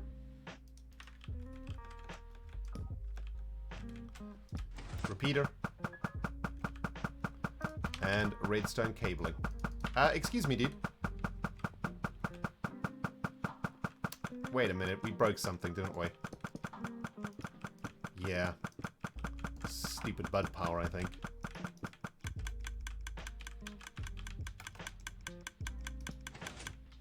Alright, there we go. Alright. Now we just got to pull the... The thing is, there's such a delay, though. Like... Is that going to work? Does that work? Yeah, perfect. Well, that's kind of pretty redstone now. And actually, the delay wasn't too... It didn't feel too bad there, right?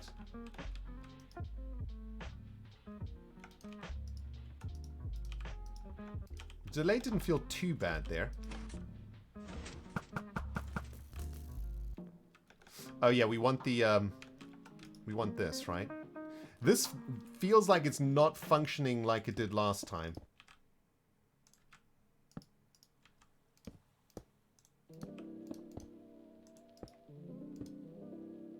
Yeah, something's different now. Oh wait. It's like this, right?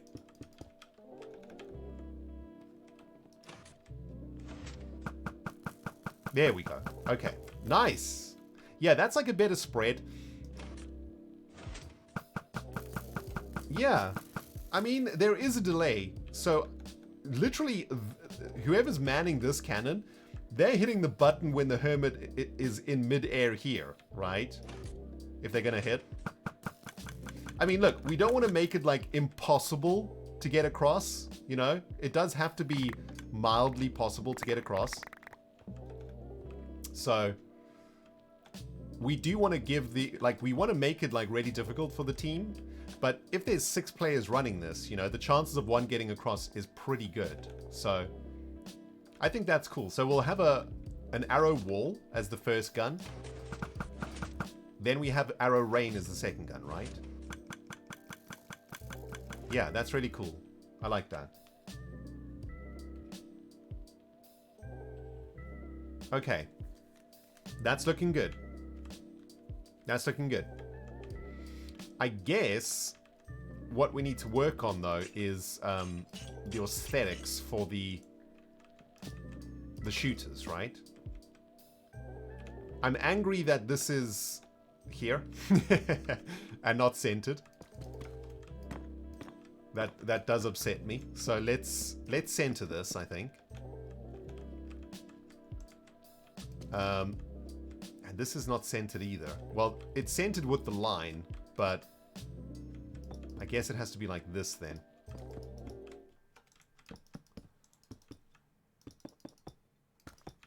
Something like this. Also, this upsets me that we can see the we can see the piston here. That's very upsetting, actually. Dang it! This is just like rough design, though, right?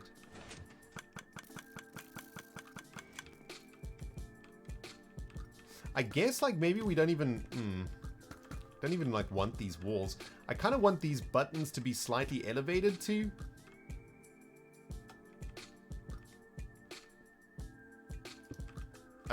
What if they're pressure plates? Does that make it more interesting if they're pressure plates? And maybe there's slabs behind. So now we're working on the shooter, right? So this is how the shooter pulls the trigger.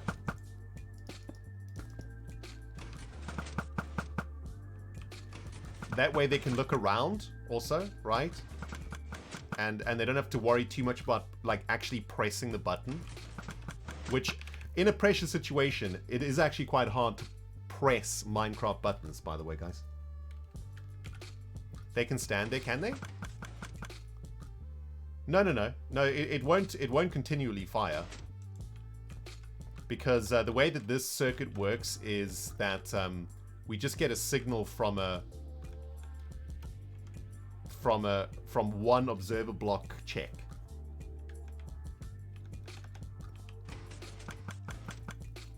Yeah, it won't constantly fire. I really like that, actually. I think that's pretty cool. It adds like it's just different, right? I think that's cool. And maybe they're separated. Or maybe they are they separated? Or can they travel in between the pods? That might cause chaos though, right? Because say like Etho is here, Doc is here, B-Dubs is here, and Azuma's here. Actually, I think maybe it is cool that they can run between the pods. I think that's cool, actually.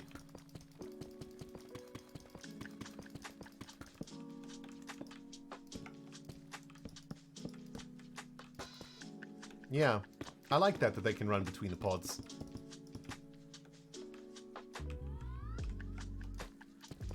Maybe we just give them a better corridor back here, though.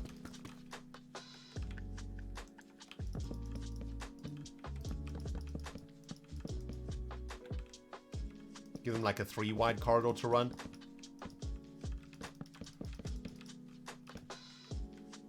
Although this is a problem. This section's a problem. I guess it has to be like this then.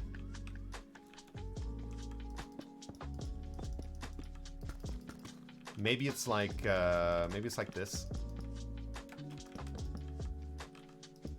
Right? Ooh, maybe it's like... Maybe it's not even slabs. Maybe it's just carpets. Whatever, we're getting into the details now. This is unnecessary. I do want to finish one module though, so that we can copy and paste it though.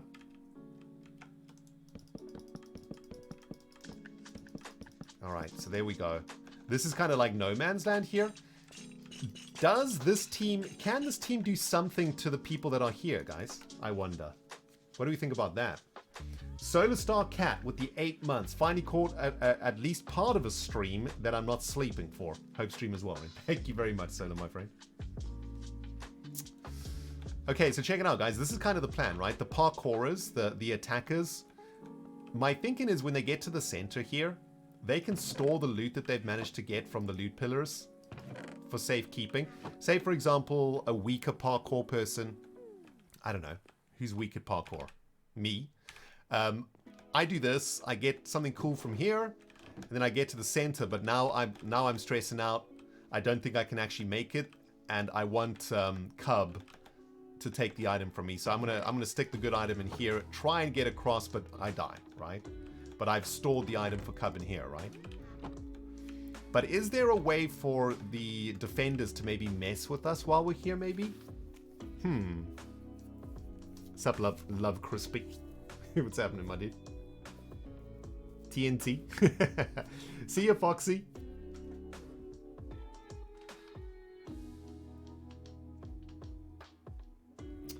Bjorn says, Ren, I seem to have lost the link to the playlist you're playing on stream. Do you know the name of the playlist? Oh, it's just called Stream.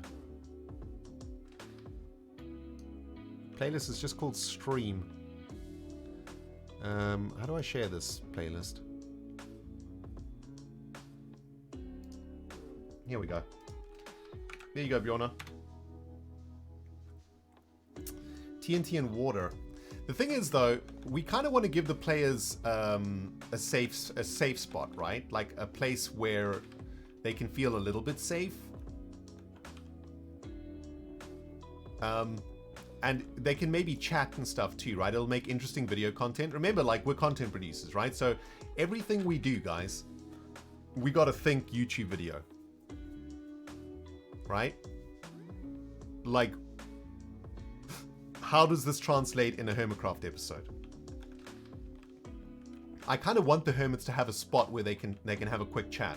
Like, what do we do next? You know, like, yo, Cub, I think you should go for the rare pillar, right, to get the rare item, or whatever. Like, I think that's a good spot for some content, basically. Use eggs. Maybe, do we just annoy them? Can we just, dudes? What if we rain chickens down on them? In this position, in these positions. The thing is, like, that's kind of a distraction for the defenders, though, right? To come and rain chickens down on them. That would be quite funny, though. What if we do something like this then? Hold on. Let's experiment.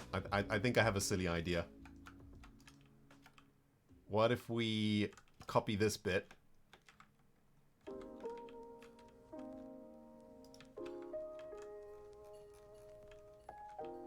We take one of these, but we make it a chicken dispenser. Let's call this Arrow Rain version 2. Arrow Rain plus cable version 2.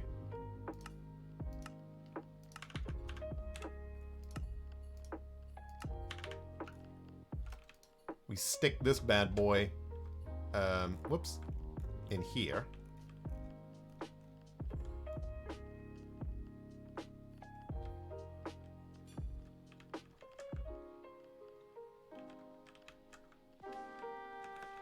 Like this.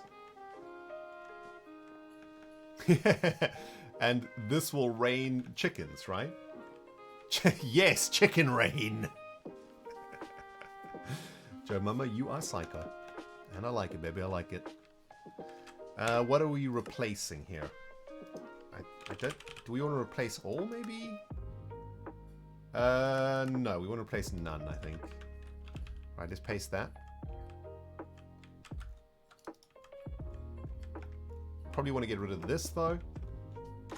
Clear the schematic. Get some eggs. The chickens will, like, just add some chaos, right? But it's... Basically, the chickens will be stress. We're just adding a bit of stress to the situation, right? Like, that's the plan here. The chickens won't actually knock them off the platform or anything, but it will add stress. This should work. Yeah.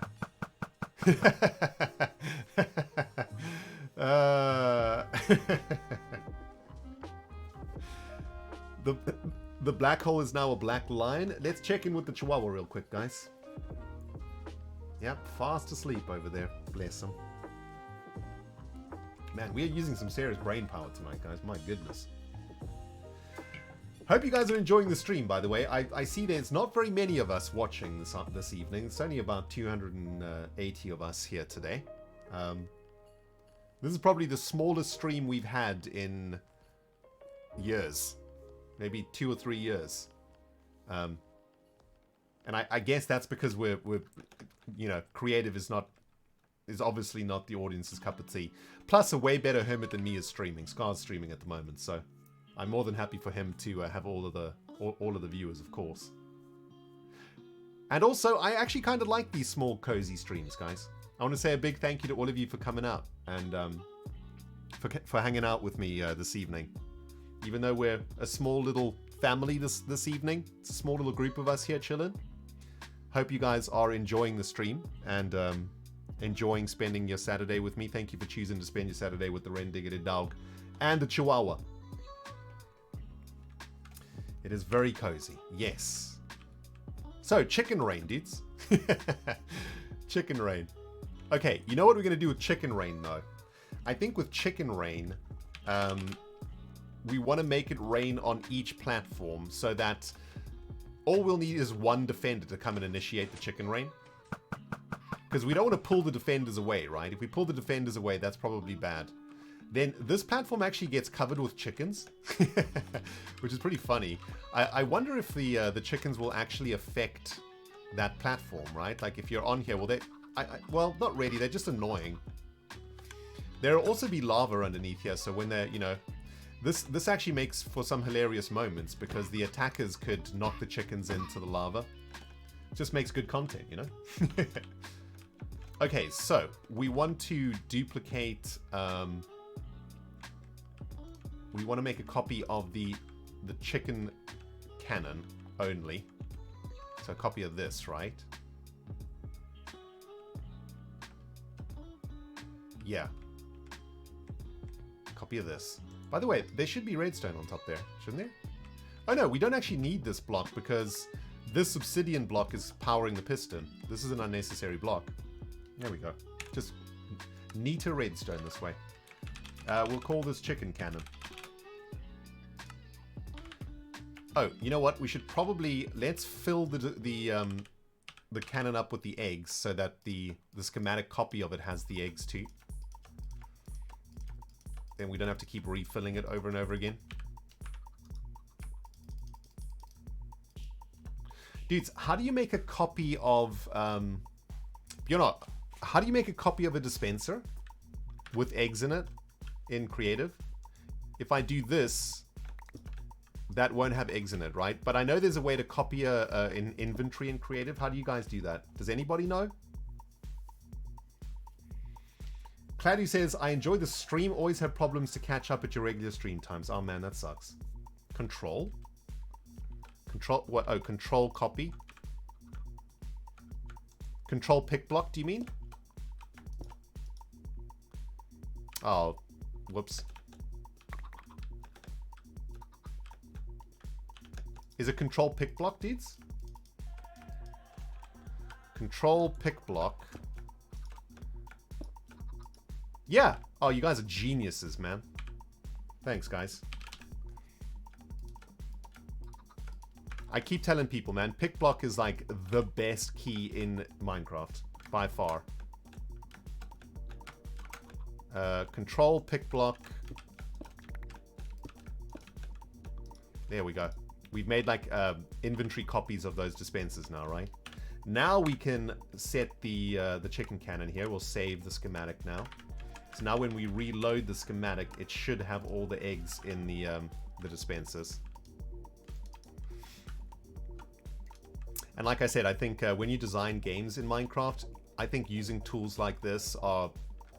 I don't even think there's a question about it. Like, you should absolutely use tools like this to create minigames. Because it means you can focus your energy on the creative side of it and not on the placing block side of things, you know? These should have eggs in them. Let's have a look. Yeah. Okay, awesome. Those are exact replicas. Beautiful.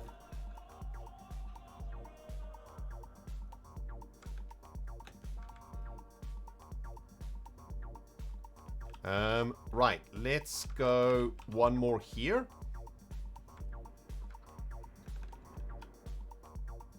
Okay, and this should be pretty easy to link up now, actually, because we'll just run a cable from cannon to cannon, like this.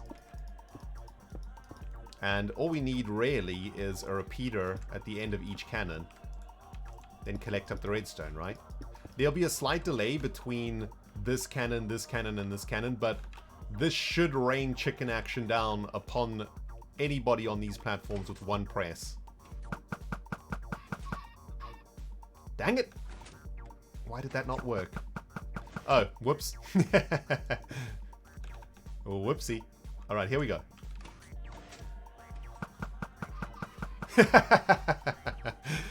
Oh, man. I love this game, dudes. Isn't this the best game ever made? No, seriously. This is the best game ever created, right? By any human being. I mean, look at this. Glorious. Just glorious. Amazing.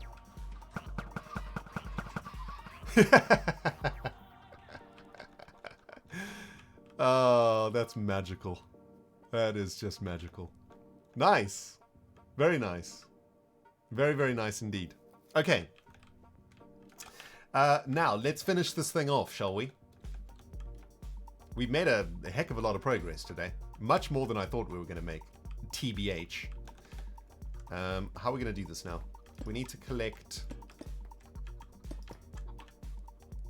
here? Oh, wait a minute. We are going to need to update this section, right? Because we need another cannon. Where does the cannon go? The rain. The rain's at the end?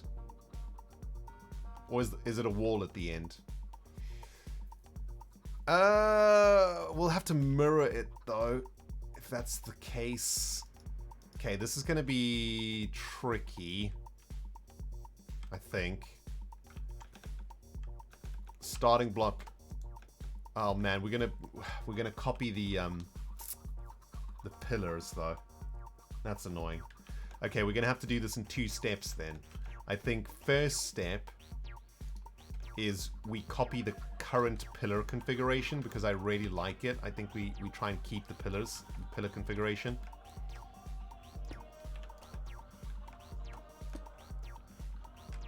I think we're going to copy and paste over the pillars if we copy this section and paste it here. So, all right, we'll name these pillar config version 1. Save that schematic. Now we can override it and then just repaste it.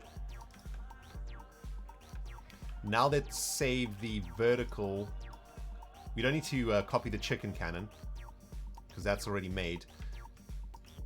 We do need to copy the vertical and we'll have to start up here, I think.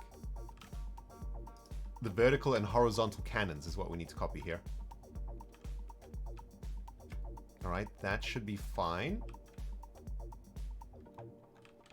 Yep, that's got everything.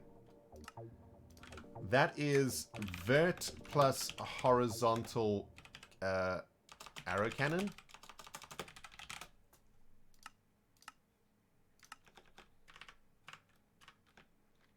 And we shall paste that here. Get into paste schematic mode. We're going to have to flip this though. Oh no! Oh no! No, we won't have to flip this. Of course not, because... yeah. Oh, that's a bit of luck there. I thought we might have to do the flippening on the schematic, but it looks like...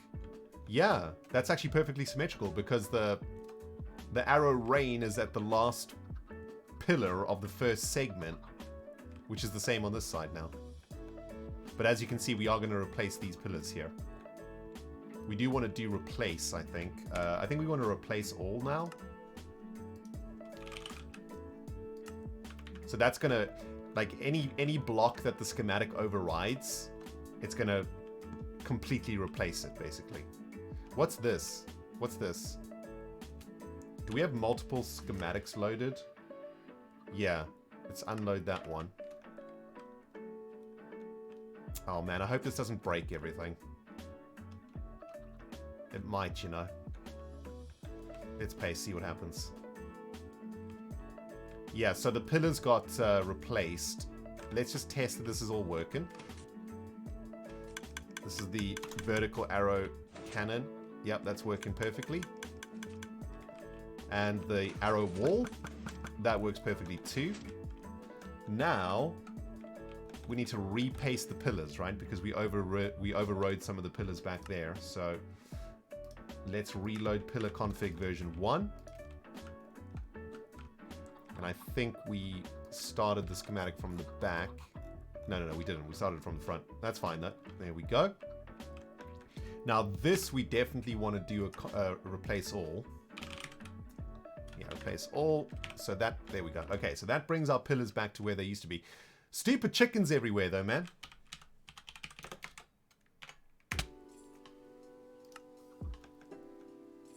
Wait a minute. Why did the kill command not kill the chickens also? Why did it just kill me? There we go. Okay. Wait, how did they how are these alive? Oh wait, I think those are in the schematic. Yeah, those are in the schematic. Okay, there we go. Alright. Stupid, indestructible chickens, people. What the heck, man? Okay, nice, dudes. This is fantastic. I can't believe how much progress we've made today, man. This is well, this is all because of Lightmatica, right? If we had to do this manually, block by block, this would take, 20 hours to finish like one module of the Royal Labyrinth. We got 4 other mini games still to make, guys. Plus, we need to make the boss room tower also. 4 different boss rooms and a final boss. Insane amount of work that we have to do. Okay, so now we need to do the same on this side, right? We need to mirror that side with this side. But we don't need the chicken cannon mirror. Oh, we kind of do need the chicken cannon mirrored though, don't we? Okay, hold on. I think I know how we do this.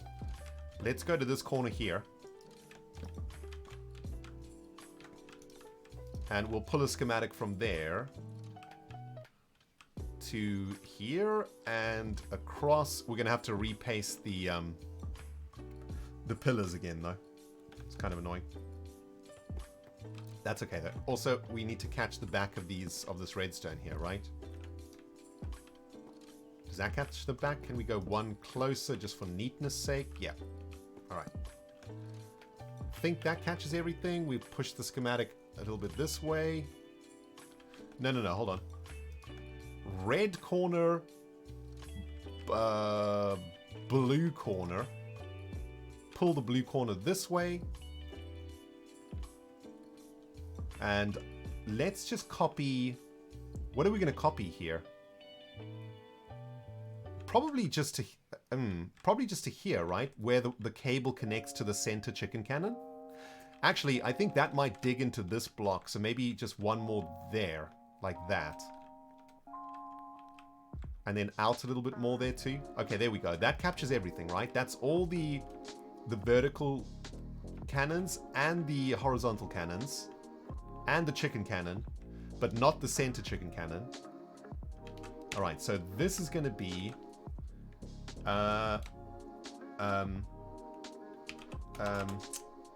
shooters full side version 1. Version 2 might be, we might change the block palette or something like that. Version 1 just helps me keep track of my schematics when we do this. All right, now we want to change our tool to paste. And we'll rotate the schematic like this. And now comes the tricky bit. We got to line this up now. We'll have to repaste the center pillars again too, of course. But we can use this center pillar here to line the schematic up. Might have to mirror this though. Oh, this is interesting. Do we keep it like this, guys? Hey, Blade Griff, what's up, man? I know the Hermits are still rebelling. Dude, this is why we're not on the Hermitcraft server tonight, okay? My poor brain is melting from all of the insanity happening on the server, all of the treachery.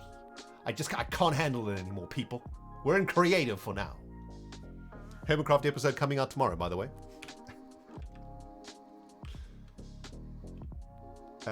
Anyway, where were we? This is whoa. This is way wrong. Hold on. There we go. That's better. Okay. This is interesting, right? So if we don't mirror this schematic,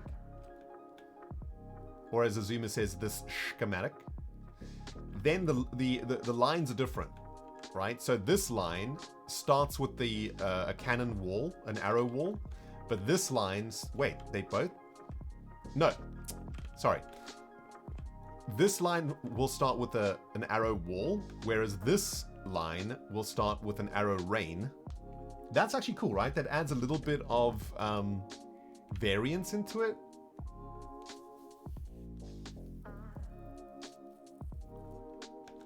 Hey Kosh, nice to see you, my friend.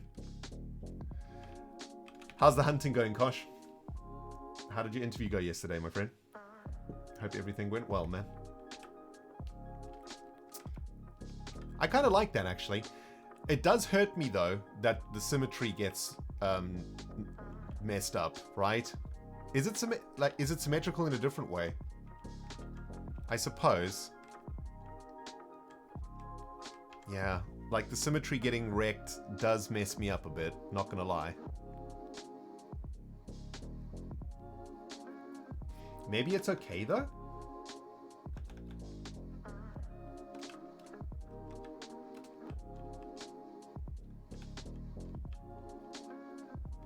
Maybe it's okay.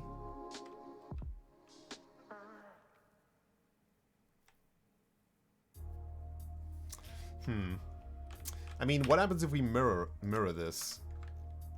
Then we'll have to rotate it 90. What if the lines are just the same? Does that make it boring? See, now it's symmetrical, right? Now it's perfectly symmetrical. Oh man, I don't know if varying the cannon layout actually is going to make a big difference. Although it kind of does, because if we look at the balance of the game, in this line, right, the very first pillar is a rare. Although that might be the case, because we have copied and pasted over the pillar section.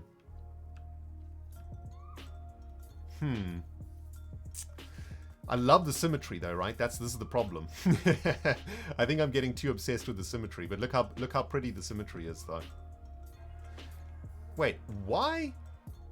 Oh yeah, because there's a cannon here, right? There's an arrow wall there.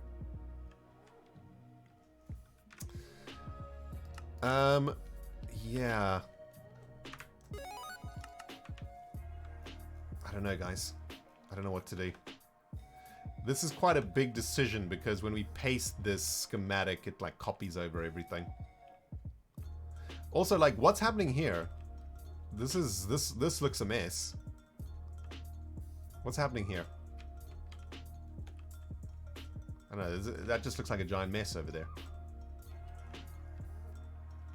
I think this might make it more interesting, actually.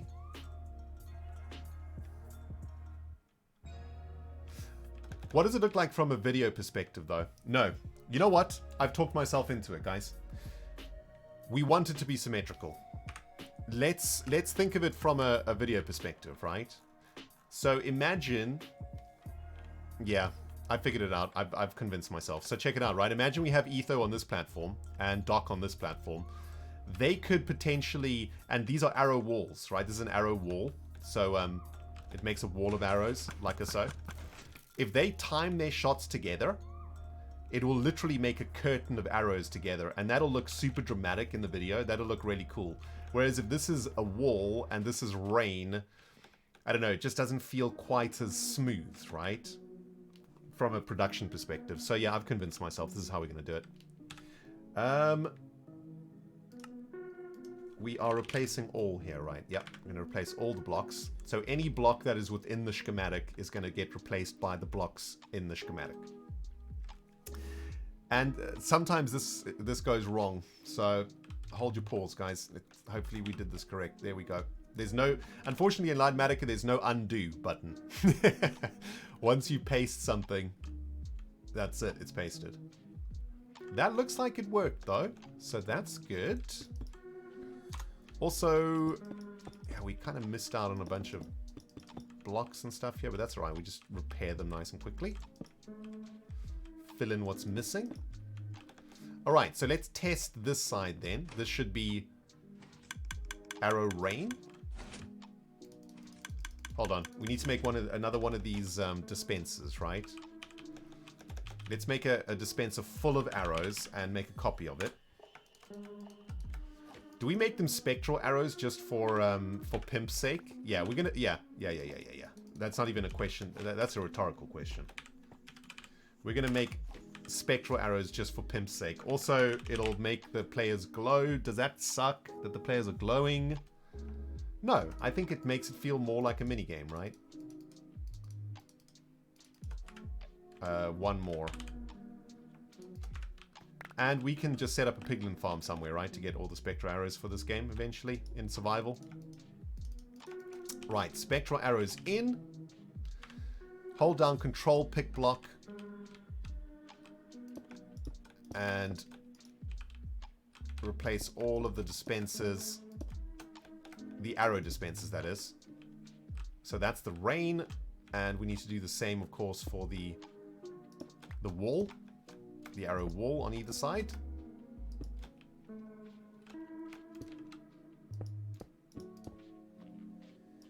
Like so. Middle line is chickens. Is the chicken dispenser. So we don't need to worry about those. Rain, arrow wall. Man, dudes, this is like, I don't even think we're 20% in to this, designing this module, right? We haven't even designed the look of it, like the walls, the feel of it, how it works. We haven't even like designed the loot system yet. I don't know if I can do this project, man. This is like way bigger than I thought.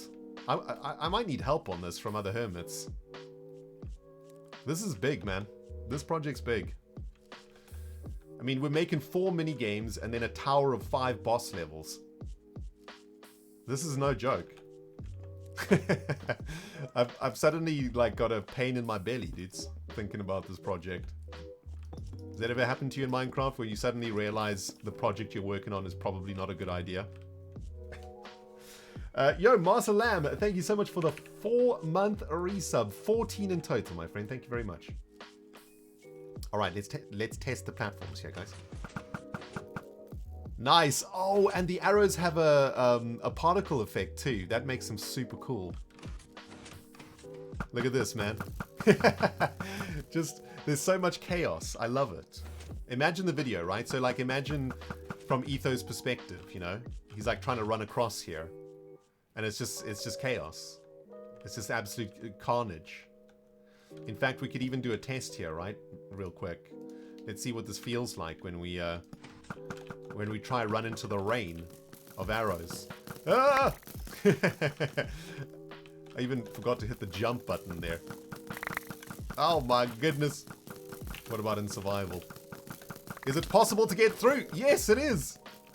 Okay, maybe that's too easy now. Okay, never mind.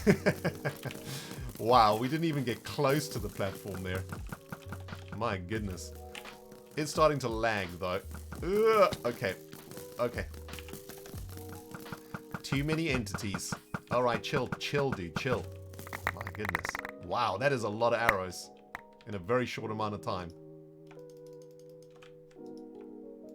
Yeah, we got knocked off instantly there, man. We did make it through though, right? So that's cool. Like the fact that we actually got through the rain, I think that's really sweet. Like that, that shows me that the game isn't like super OP.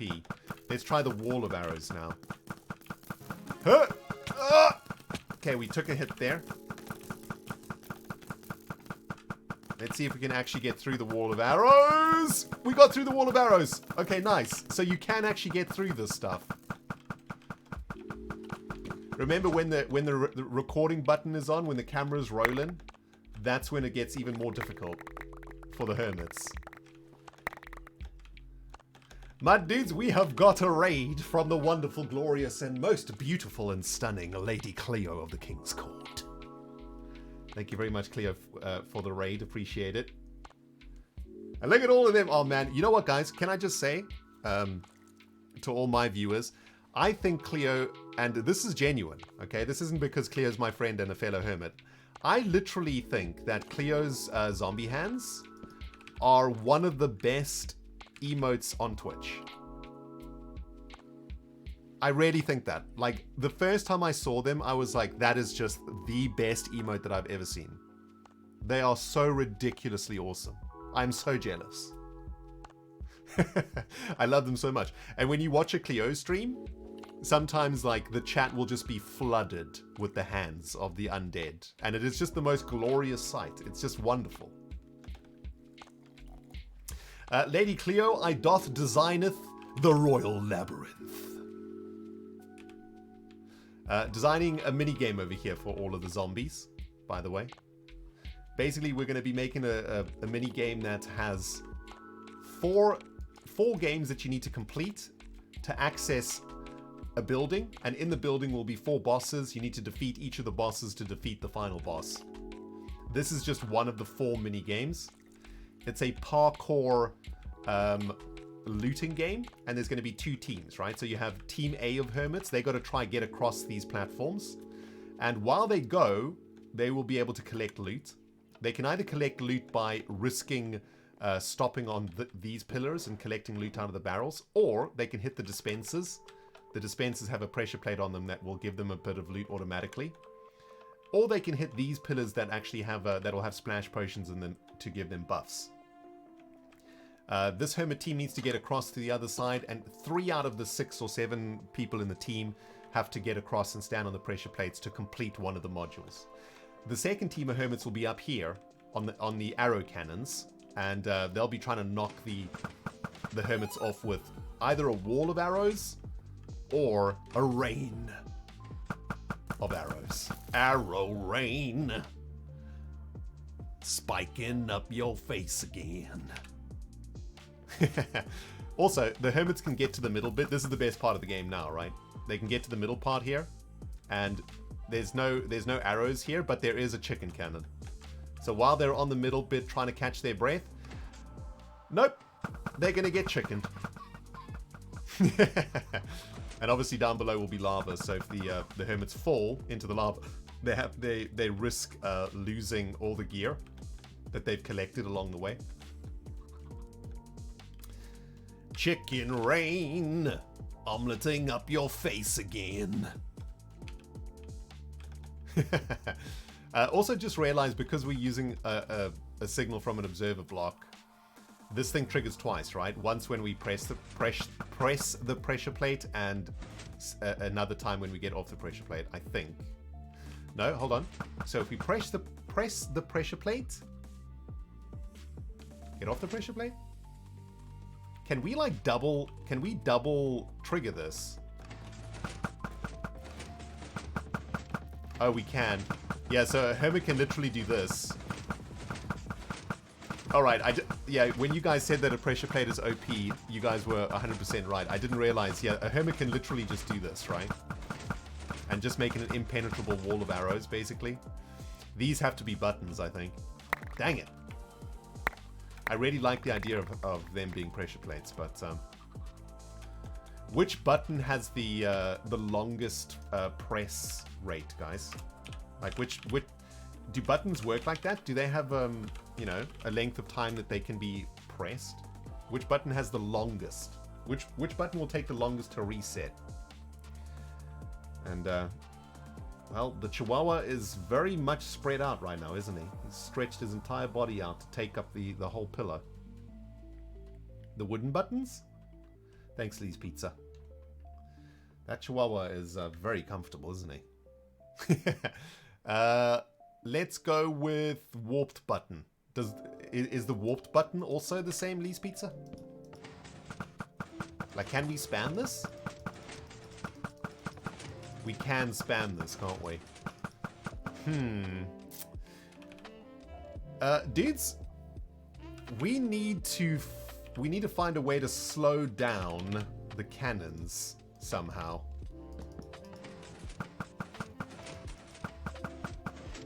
All the wood buttons are the same. Okay. You guys just witnessed the leg kick. Obi has like when he's sleeping, sometimes when he's sleeping on my lap, he'll kick me. Like, his back leg like twitches into a kick, like you know how a horse kicks with one leg? He literally does that. He does like a horse kick when he's sleeping. It's adorable. Do a redstone old school flip flop. We could add a delay here, right?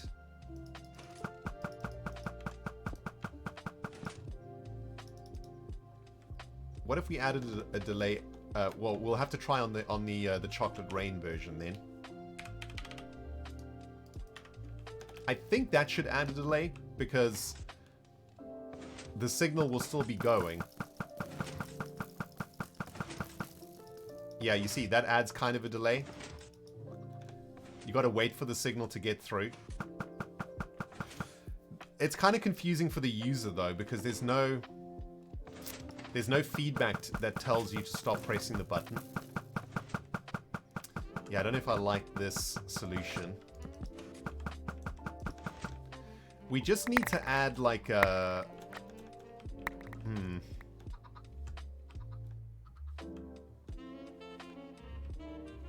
If you time it, you can make it shoot forever. Yeah, yeah, you probably could. The thing is, the hermits are not going to get a chance to practice this, right? They will literally just do this for the first time. So maybe I'm overthinking this. Maybe we... Well, no, we can't have this. We definitely can't have this. Where the hermit just stands here and right clicks. Like, we can't have this. This is OP. Man, how do we do this? Add comparative decay? Yeah.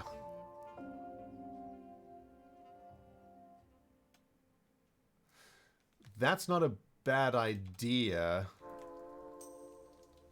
We can't extend this circuit because that's going to just make it shoot longer. Basically, what are we trying to extend here?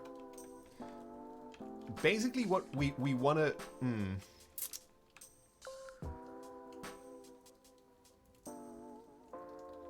You know what we could do, guys? So, what turns these on is this piston here, right? This is the piston that turns those on. So maybe... This is where we need the delay. So the signal comes down from the trigger to here. And I think what we'll need to do is... Hold on. I think I might have an idea. We're going to do rainstone, guys. Okay? Rainstone. It ain't pretty, but it works.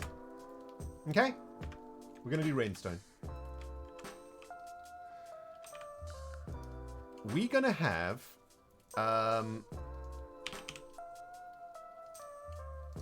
there's probably a neater way to do this with observer blocks and whatnot. I'm just going to do this old school. We're going to have a redstone block. And we're going to have a piston. A sticky piston, that is.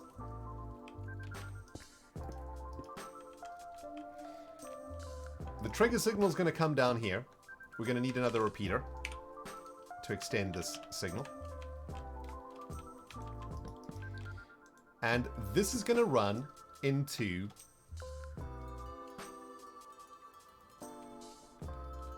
probably... See, I don't know enough about circuits to make this work. There's probably a better way to do this. If any of you guys want to send me a version on Twitter, I would appreciate it. But essentially, what I'm trying to do here is like maybe trigger a hopper clock. So basically, what we're trying to do, right, is we want to trigger this, and then there has to be a delay until the next trigger can happen. So it doesn't matter how many times you hit this button, you have to wait for the signal, right? And the signal will be like a note block. It'll go like, did-in, and that'll tell you, okay, now you can shoot again, right? Oh, whoopsie. Yeah, that's bud power right there. And that's why we can't use this. We'll have to use an observer block. You know what, dudes? It might be a little bit... It might be too late at night for rainstone, to be honest.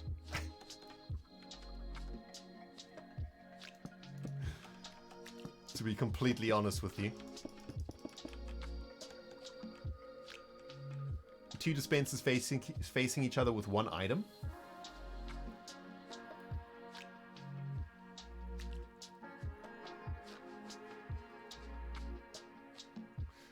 Pulse extender and rising edge detector to spam proof. My goodness. Yo, Mayona, thank you so much for that first time chat, dude. I have no idea what you just said, but that does sound like the way to do it. That does sound like the way to do it, for sure.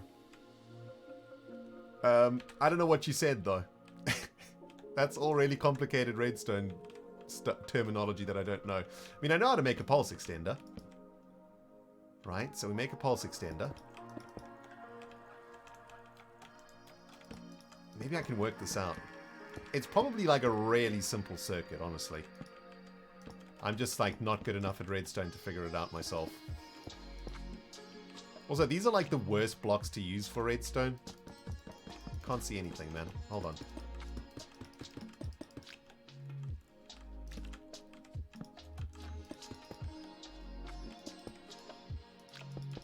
There's our pulse extender. So the signal's going to come in here.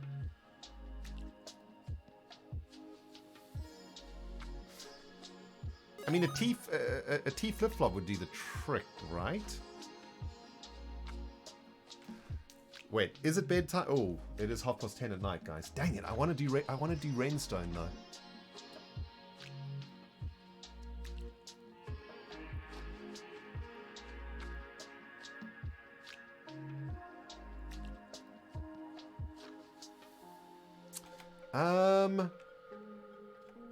Wait a minute. What happens if we do this? Okay.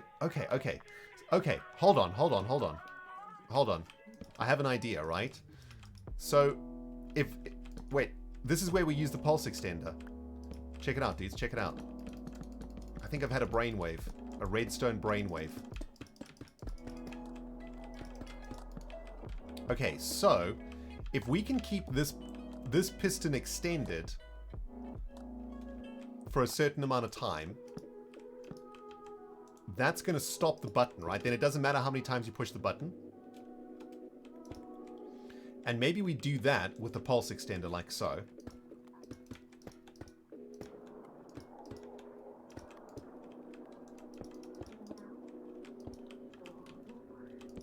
Let's get a repeater in there. Maybe it's just like this, right? Let's trigger this. What happens? Look. Yeah. So that that holds the piston out, right? How do we extend this pulse extender more? Uh-oh. Obi's off, guys. Do we just add more comparators? Is that how we extend pulse extenders? Like this? Yeah. Wait a minute. This might actually work. It's just like this, right? Oh, wait. Repeaters. Do you mean like this?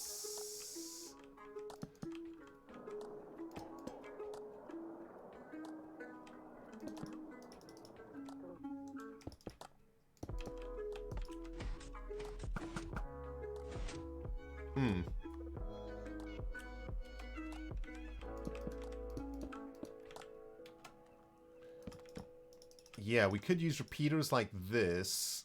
Put the pulse extender here. Like that, right?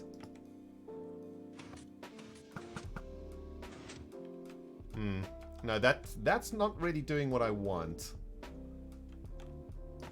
Yeah, an ether hopper clock would do the trick. That's kind of complicated, though. I want this to hold its pulse. I think. Oh man, I'm gonna have to check. I think. Pulse extenders. Oh, you just add more. Okay, I see. So this just wants us to add more, right? But with a repeater, basically. So it's like this with a repeater into another pulse extender, like this.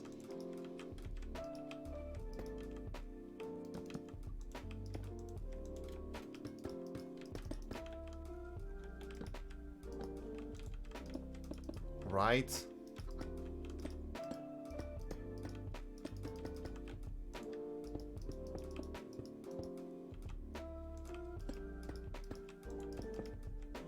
Something like that. Yes. Okay. Rainstone. It ain't pretty, but it works, people. Okay? It's working. It's actually doing a thing. Okay, so... Alright. So, now. Emerald. Note block.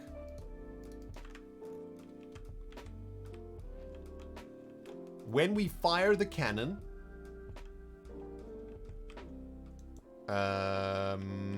where can we put this note block?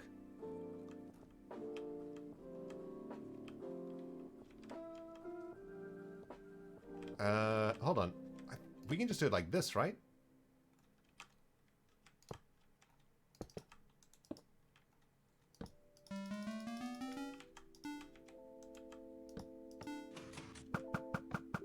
Okay.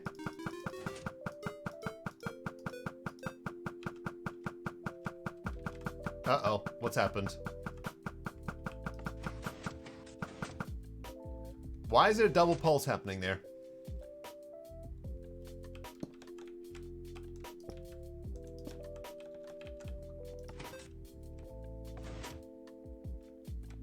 Wait, what?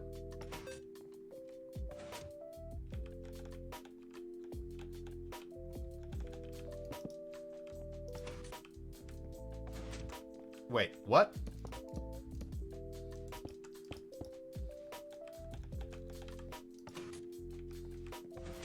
Huh? I'm so confused. What's going on?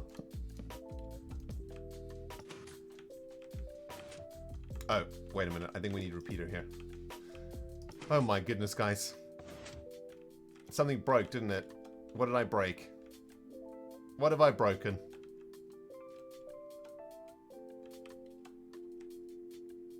Everything was working. What? Why won't this work now? Wait a minute. Does the repeater need to be here?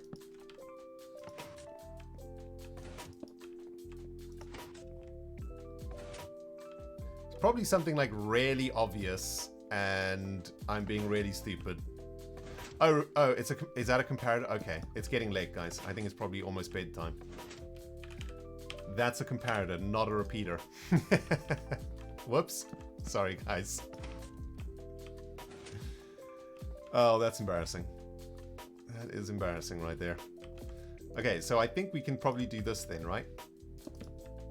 Like I wanted to.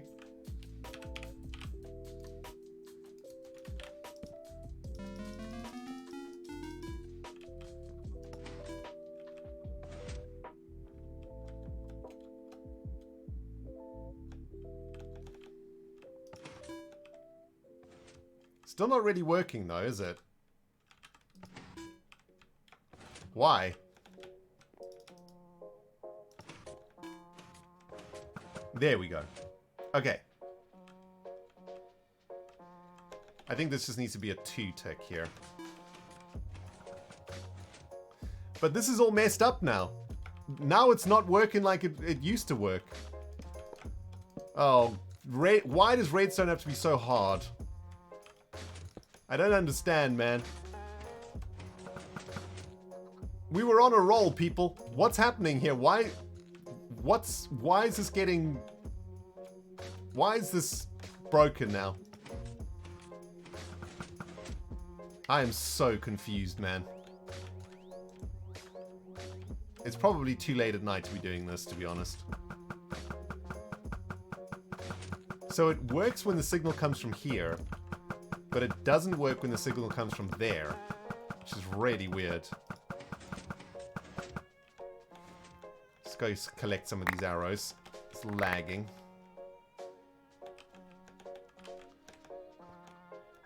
It's broken because it's 11:15 at night. Yep, pretty much. Is this signal not strong enough? Is that the problem?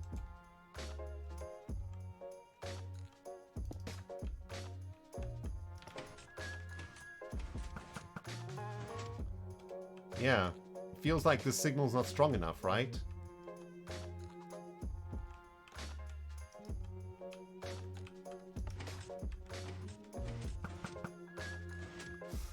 Oh man, the input pulse is too short.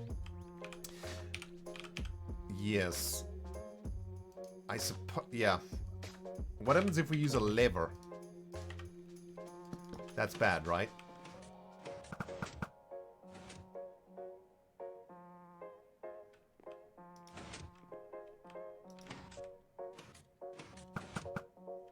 Why is the impulse so short, though? Jeez. I don't know, dudes. I don't know, man. Okay, well, that's the trigger bit. We have to figure that out at some other point. Got to figure out the trigger bit at some other point, I think. For now, let's do this bit. We'll use the note block as a corner, right? Wait, will that fix it? No. Okay, whatever. All right, so this sound, the ding. Oh, hold on. That's not going to work either, is it? Oh no, dudes. Oh no. It's all falling apart, isn't it? It's all falling apart right now. All right, whatever. We will put the let's put the note block here then. Okay? It's all falling apart.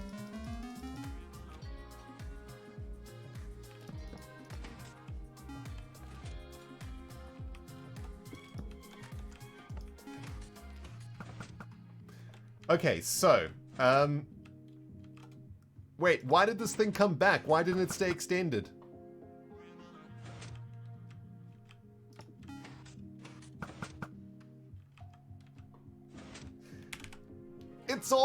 It's all broken, dudes. It's not working anymore. Why? What happened? What happened, man? Why is this now going so quick? Why does this come back so quickly all of a sudden now? Why don't you stay extended, you fool? What's happened here? What have I done?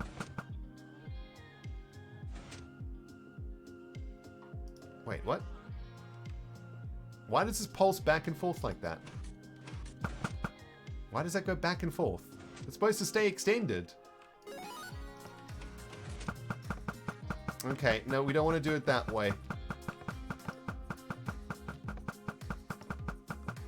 Oh, it's doing the job now.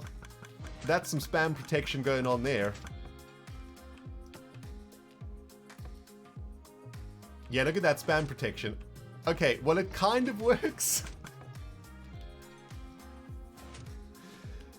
It kind of works, dudes. Okay, anyway. Let me show you what I was trying to do, okay?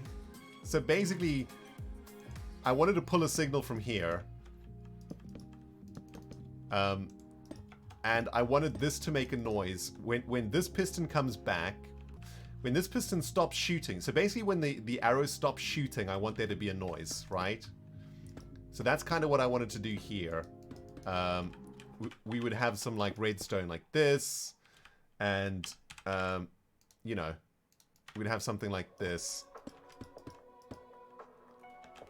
where this will tell us, okay, you can shoot again, right?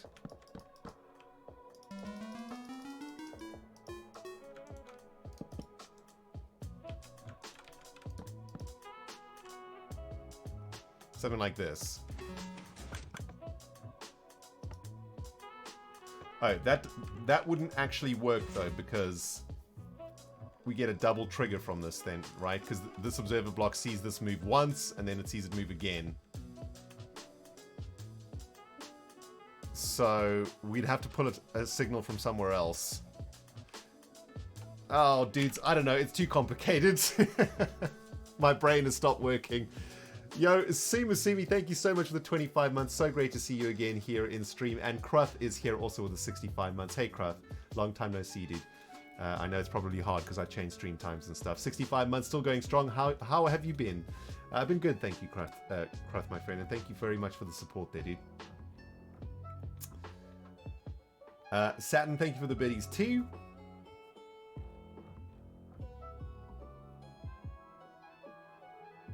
And who else have I missed here? Sue, thank you for the biddies too. Saturn, that's too complicated of a question for me to answer at this point. I'm sorry. Lewis is back with the biddies too. Thank you. And Tiburon, thank you for the 8 months in a row. Dutch Soccer is back at it with the 19 in total. Hey, Dutch. Nice to see you from all the way back in the day. What's happening, Dutch, my friend? Thank you guys so much, man. Okay, this is a mess. Basically, what I'm trying to do here, dudes, is we need spam protection on the trigger, right? So that the hermits can't just spam the arrows. And then I want there to be a feedback to tell me when I can shoot again, right? So you hit the button, it shoots a wall of arrows, and then a few seconds later it goes ding, ding, ding, and that tells you, okay, you can shoot again. That's what I was trying to do. Failed because it's almost 11 p.m. and we should have stopped streaming like 50 minutes ago. So yeah, yo, Mummy Claire, thank you for the 20 months, my friend. Welcome back, welcome back. I think we're going to call it here, guys. We've actually done a great job tonight. I'm very, very happy with the progress that we've made on the Royal Labyrinth. And yeah, we have achieved quite a lot. We failed with Renstone. Maybe we'll try and figure this out next time. But essentially, we did some really great work here, right? We're working on one of the modules of the bigger mini game. Very simple idea. One team of hermits tries to parkour across, collecting loot along the way from various loot dispenser things, and the defender team tries to knock them off with either arrow walls or arrow rain. And that's it. That's the game. Nice and simple. Still a ridiculous amount of work to do though, guys, but I think we made like quite a decent amount of progress today. So thank you all for coming and sitting through this very painful design process with me. I usually just do this on my own, listening to some music, but it was nice to have you guys with us today, man. Thank you, guys. Big shout out to all the mods who came out tonight also, guys. Thank you very much for coming and looking after. Guys, if any of you Redstone geniuses can fix my trigger, please send me a screenshot on Twitter. If you can fix this this trigger for me, that would just be amazing. I don't know if you want to screenshot it, right? There, that seems to get all the blocks for you.